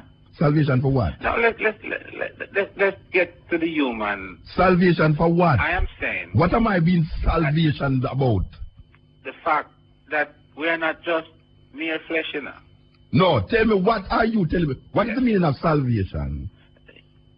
Some kind of hope beyond this. But I am hopeful in many things. But what are you calling about salvation? What do you mean when you say salvation? I am saying... Some kind of hope beyond what? Why you keep for 1 about 2 years now you're coming to me with this thing? Why are you trying to convert me? No, I'm not trying to convert you. I'm not trying to convert you, I would know. like you to explain. You is an Israelite? Just keep on being an Israelite. I tell you, he's a Rasta. I am saying, if I don't have to explain. You don't have to explain to me why he's an Israelite, you know. As a Israelite, I never explained. I never asked you. Yeah. You see, for the time you are telling me you're Israelite, yeah. I never asked you to explain what benefits it, you know. You don't have no obligation to me to explain why he's an Israelite. But Muta, you have taken up on your head, you know. To what? To wage a relentless campaign. Yeah, because I have seen what the Christian faith is doing to the minds of the people. But what is your faith doing to your mind? My mind? Yeah. You don't see. My faith is waking me up to the realization that this thing is not working for black people. I hear you condemning Christianity, but you're not putting forward reasonable explanation. Why are condemning it? Why are condemning it? Yeah. And not putting up forward no explanation. So all the time you listen to me, you don't hear no explanation. You don't hear me saying that these people has perpetuated a mythology and make it become a history. Who are these people? The people who give with the story. The story that snake attacked a woman in a garden, literally. It was only recently, you know. It was only recently the Europeans dismissed a great deal of superstition and ignorance. And I'm going to tell you this. When Christianity was introduced into Europe, they associated with a whole lot of their pagan ways and paganism and all superstitious ways. You know, they associated in order to find Christianity acceptable. The Europeans associate their own little idiosyncrasies to Christianity. Yeah, like a man, like a woman not having sex and having a child. Yeah, those are myths that are associated with a particular yeah, well, group of people. What you must know, you must go and tell the Christians that these things are mythology. No. Christianity itself is not a mythology. No, listen to me. It is based on facts. What is the fact that a woman had never have? What is the fact that a man born? The man who spoke or died 2,000 years ago. He never come to sex? It's irrelevant. It doesn't matter how it came. It doesn't matter to me. But it not matter to you. I find much comfort in the words. It don't matter to you, you know. Yeah. But it matter to a million of people, because if them did ever tell the people them say, Mary was a normal woman, I have sex. Yeah. The glorification of Jesus Christ would diminish. It would diminish. Because the basis of Christian belief is that this man came of a virgin, died on a cross and raised from the dead. That is the basis of Christian belief. And if you start to tell the people them that this man did come normal and dead and never raised from the dead, then your faith who based Christianity on that type of belief? Every Christian that I talk to. Did Christ himself base his religion? Is Christ? Yeah. Listen to me. Yeah. Every Christian that I have spoken to in my life believe that Jesus Christ, born from a woman who never have sex, dead on a cross, and raised from the dead, and gone to heaven. Every Christian that I talk to believe that. You talk to church attendants. No, I say. No, you're talking to church. So you don't want no Christian to believe that? Huh? You don't want no Christian to believe that? I know a lot of church attendants who believe no, I say. You don't know no Christian. Listen to me now, man. Let me ask you. You don't know no Christian to believe that? Huh? You don't know no Christian to believe that? I've never known a Christian that believe. You don't know no Christian to believe that Jesus Christ, born of a virgin, dead on the cross and raised from the dead. I know Pentecostals, and I know Roman Catholics and Protestants. I know a whole lot of those type of people. And them are no Christian? Well, you know. You're a pious brother, you. You're pious, man. No. You're self-righteous. In what way? Because here's you now. Yeah. I am telling you that I know a whole heap of Christian. No, you know a lot of church attendants. So them is not Christian then? Go on in the title of Christian. So people who believe this is not Christian? People who believe who are a Christian are those that believe in Christ himself. Yeah, I am saying. Yeah. That is people, church dogma. You hear what I'm asking? Yeah. People who believe that Jesus Christ was born of a virgin, died on a cross, and raised from the dead physically. These people are not Christians. No. All right. No. All right. Because next subject. I would say the Emperor next subject, man. You know, say the Emperor is a Christian. Next subject. Next subject. Well, Can you ask me, or you come double up a question where you answer way down the line already? You asked me already about the empire and I'm tell you yes. So you ask me it again. No, I'm just saying that the next type of subject. Christian that I am is Next the type subject. that the emperor was. Next subject. Next Anyway, subject. Because he's pious and he's self-righteous. Why? Because you is telling me that these people believe that it's not Christian. But you're defending them now and earlier before. I'm not defending them. I said that is what. And telling them how. I'm not defending them. Hey, oh, the man I go like to the man now, no sense, or Rasta. Belief. I am trying to show you what the Christians believe. And Revelation, they're still hanging on to it. You know, what I'm saying, your perception of the truth does not necessarily correspond with what is morally and spiritually truthful, you know. But I wasn't trying to identify my moralistic ways with yours, or either by people one. Well, you know. I know you cook food, I'm not trying to impose it on you. Well, you know, I mean, regardless I don't have on no shoes, I'm not trying to tell you you must wear shoes. But, you know, I mean, every man have a right to live his own life. Yeah, but not that me I try to show you, brethren. But so why you try to impose Jesus from afar? Muta, why you try to impose Jesus from the afar? Subject of Christianity, and whenever you start waging a war against it, you didn't hear Mr. Spong? These things, you know? You didn't hear Spong? You didn't hear the Bishop Spong? That man himself is a European. I'm talking about. Yeah, I know that you asked if you didn't hear him. As if the Jews is a race unto itself, come on. unto themselves. You come like an artist, don't ask you. Yeah, I heard him. You heard him. But that doesn't mean anything. You don't call him. He means not a Christian to you. He means not a Christian. In his own way, I suppose he have but he still at a Time don't believe there was a virgin birth. Mingling Christianity with errors and falsehood. Does not necessarily make it right, you know. Why not? You have a church? Huh? You have a church? My church, you see, is the word of Christ. Yes. I got him building church, and you know. Who built him church, buddy? Christ himself on that little rock, that little word. Yeah. You know, the Messiah. You own anything? You own anything? You own anything? Huh? You own anything? Like what? House, car, telephone, radio. You own anything? There are certain little things that you could associate personal belongings. Okay. But I'm saying that... Them say Jesus Christ never owned nothing. As a matter of fact, him say you mustn't even take certain things from people when you go preach the gospel. So it's because you don't understand... I mean, I understand it. The idea of him coming 2,000 years ago. Your interpretation. The whole idea was not to own anything. You mean I don't understand your interpretation? No, listen, go back into his word and read it before you condemn Oof a word. Yeah? Oof a word. The word, the Bible. The word ascribed to man with good understanding. If the emperor... Which part of man work? Which part you work? Wisdom, eh? Where you work? I don't really work, you know. You don't work? No. Hey. So how you worship? You know, you have to worship. Worship, work is worship to me. No, I don't worship in that sense. You don't, work is worship. As a man. So you don't earn money a week time, month time, yearly? Of course, I have to find somewhere. So where you do? So you don't work, so where you get more? You teach people, you rob people then? No, I wouldn't go to that extent. So you don't work and you have money. So where you get money from?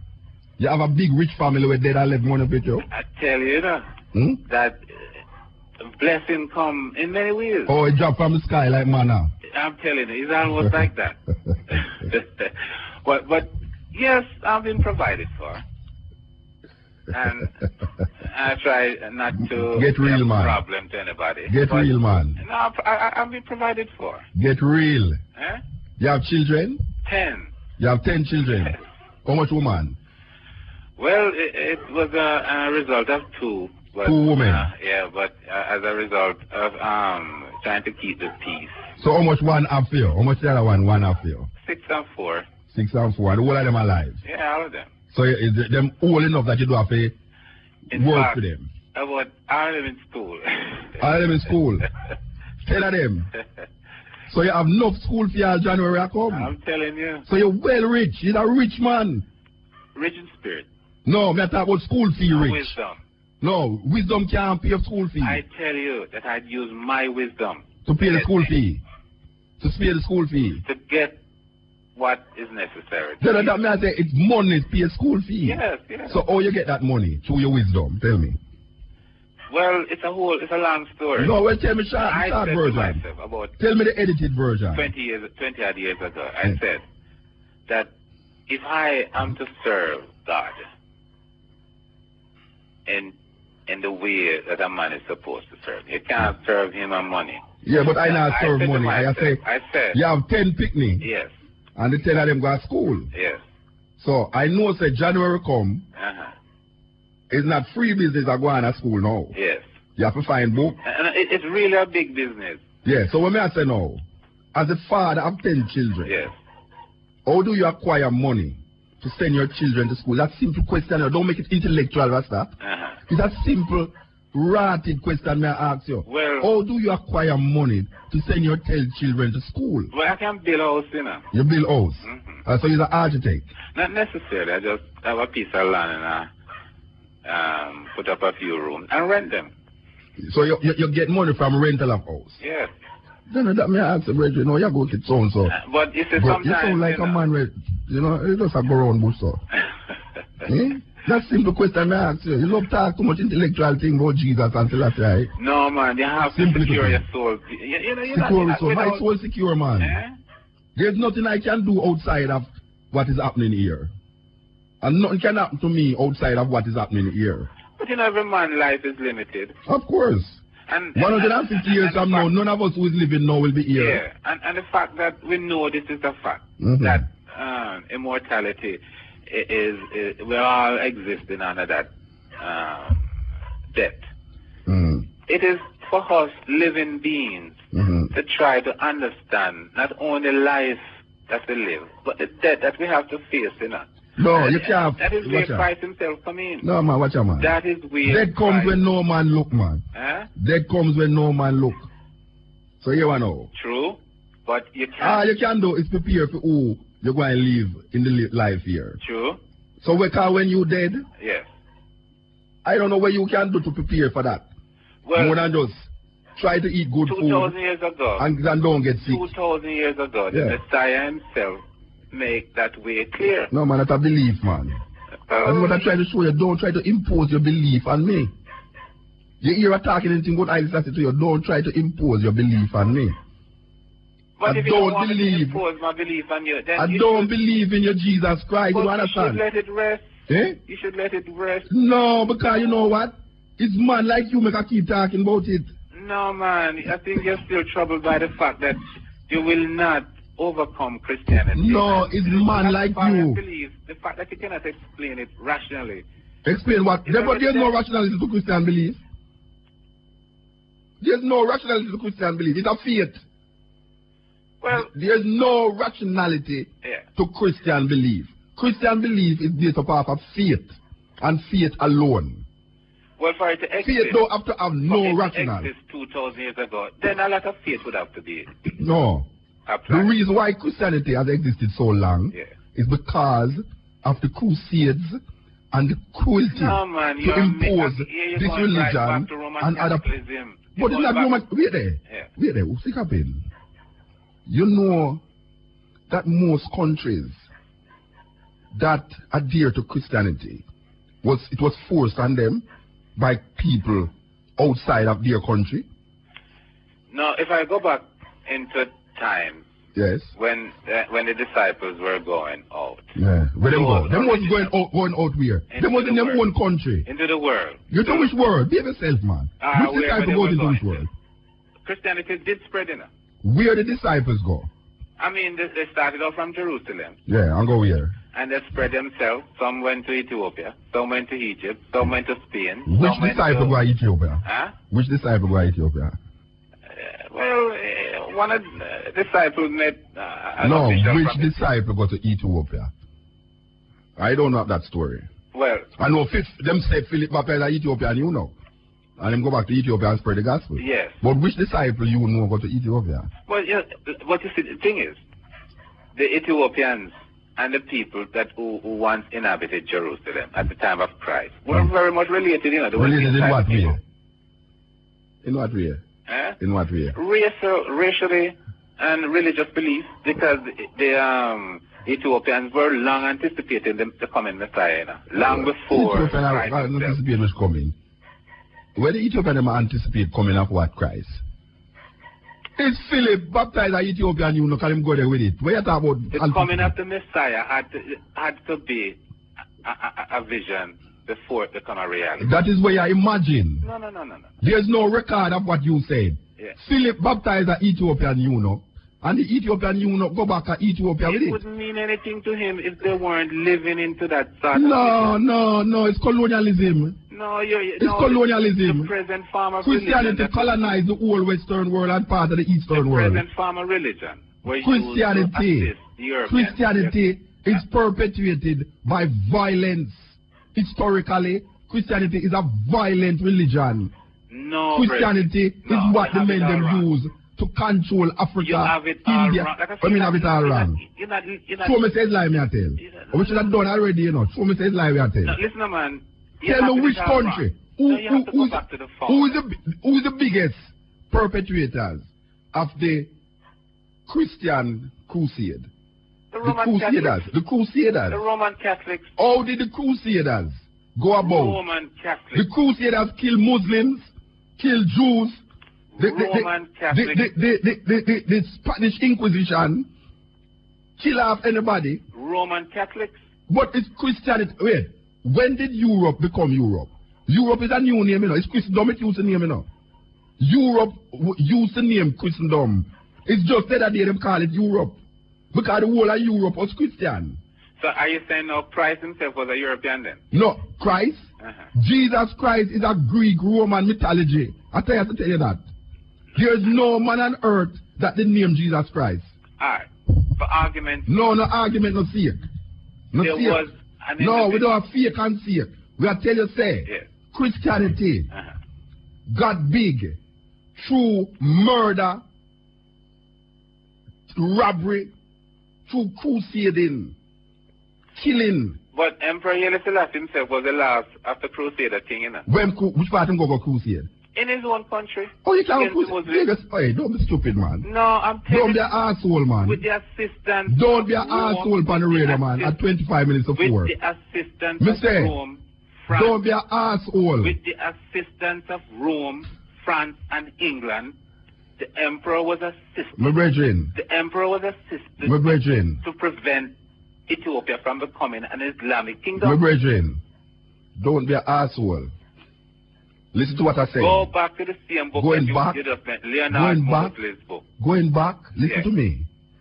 Go back to that book. I'm telling you that Christianity, the history of Christianity has shown me that most of the places in the world that has taken on to Christianity, it got there through killing, raping, pilferage and everything that you call that Christians are against. And here what we have to do now? Yeah. We have to leave. Because Ron Mushet stand up behind me at 25 minutes of 4. Alright, sir. And you say, if you never start talking about Jesus, you can call me again, you know. You so long I don't talk about this subject. Well, you keep talking. And now I can't how you call me again. I think you're going to get converted eventually. Oh. Because no you see, man that you try to you try convert me. But no man shall enter Zion. With Zion, I don't want to go to Zion. Eh? Well, New Jerusalem belongs to us, you know. And you can only be a Christ to go back there. Me no want to go to Zion.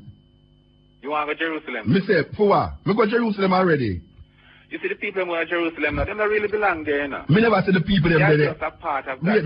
They are just a part of that prophecy. Me never see the people them at Jerusalem belong there. Me say, me go to Jerusalem already. Yeah. Jerusalem is a geographical place in Israel. I've been there already. I'm not talking about the people them who occupy it. But Jerusalem belongs to Christ. Which Christ? The coming Messiah. Here, go tell the Palestinians and that Blumbat. Go tell, Blumbat, and my bad with that. Them can't lock me up for that. Go tell the Blumbat Palestinians them that. Anyway, we're gone. Yeah, take it easy. All right. This is the cutting edge IRFM. We're gone, you know. That's what it. That virgin there a long time, no call me, you know. Hey, yes, if I will go back on that subject, yeah, him call me. And if I was a man, we look, what them call it? Points, what them call it? When your program go up. Ratings. Yeah. I don't talk about Jesus every night. Yes. If I talk about Jesus every night, all the people them who hate me turn on them radio. Yeah, but if I come and fight, all them man don't call again. So we are going to this tune. This is the cutting edge. And IRFM coming.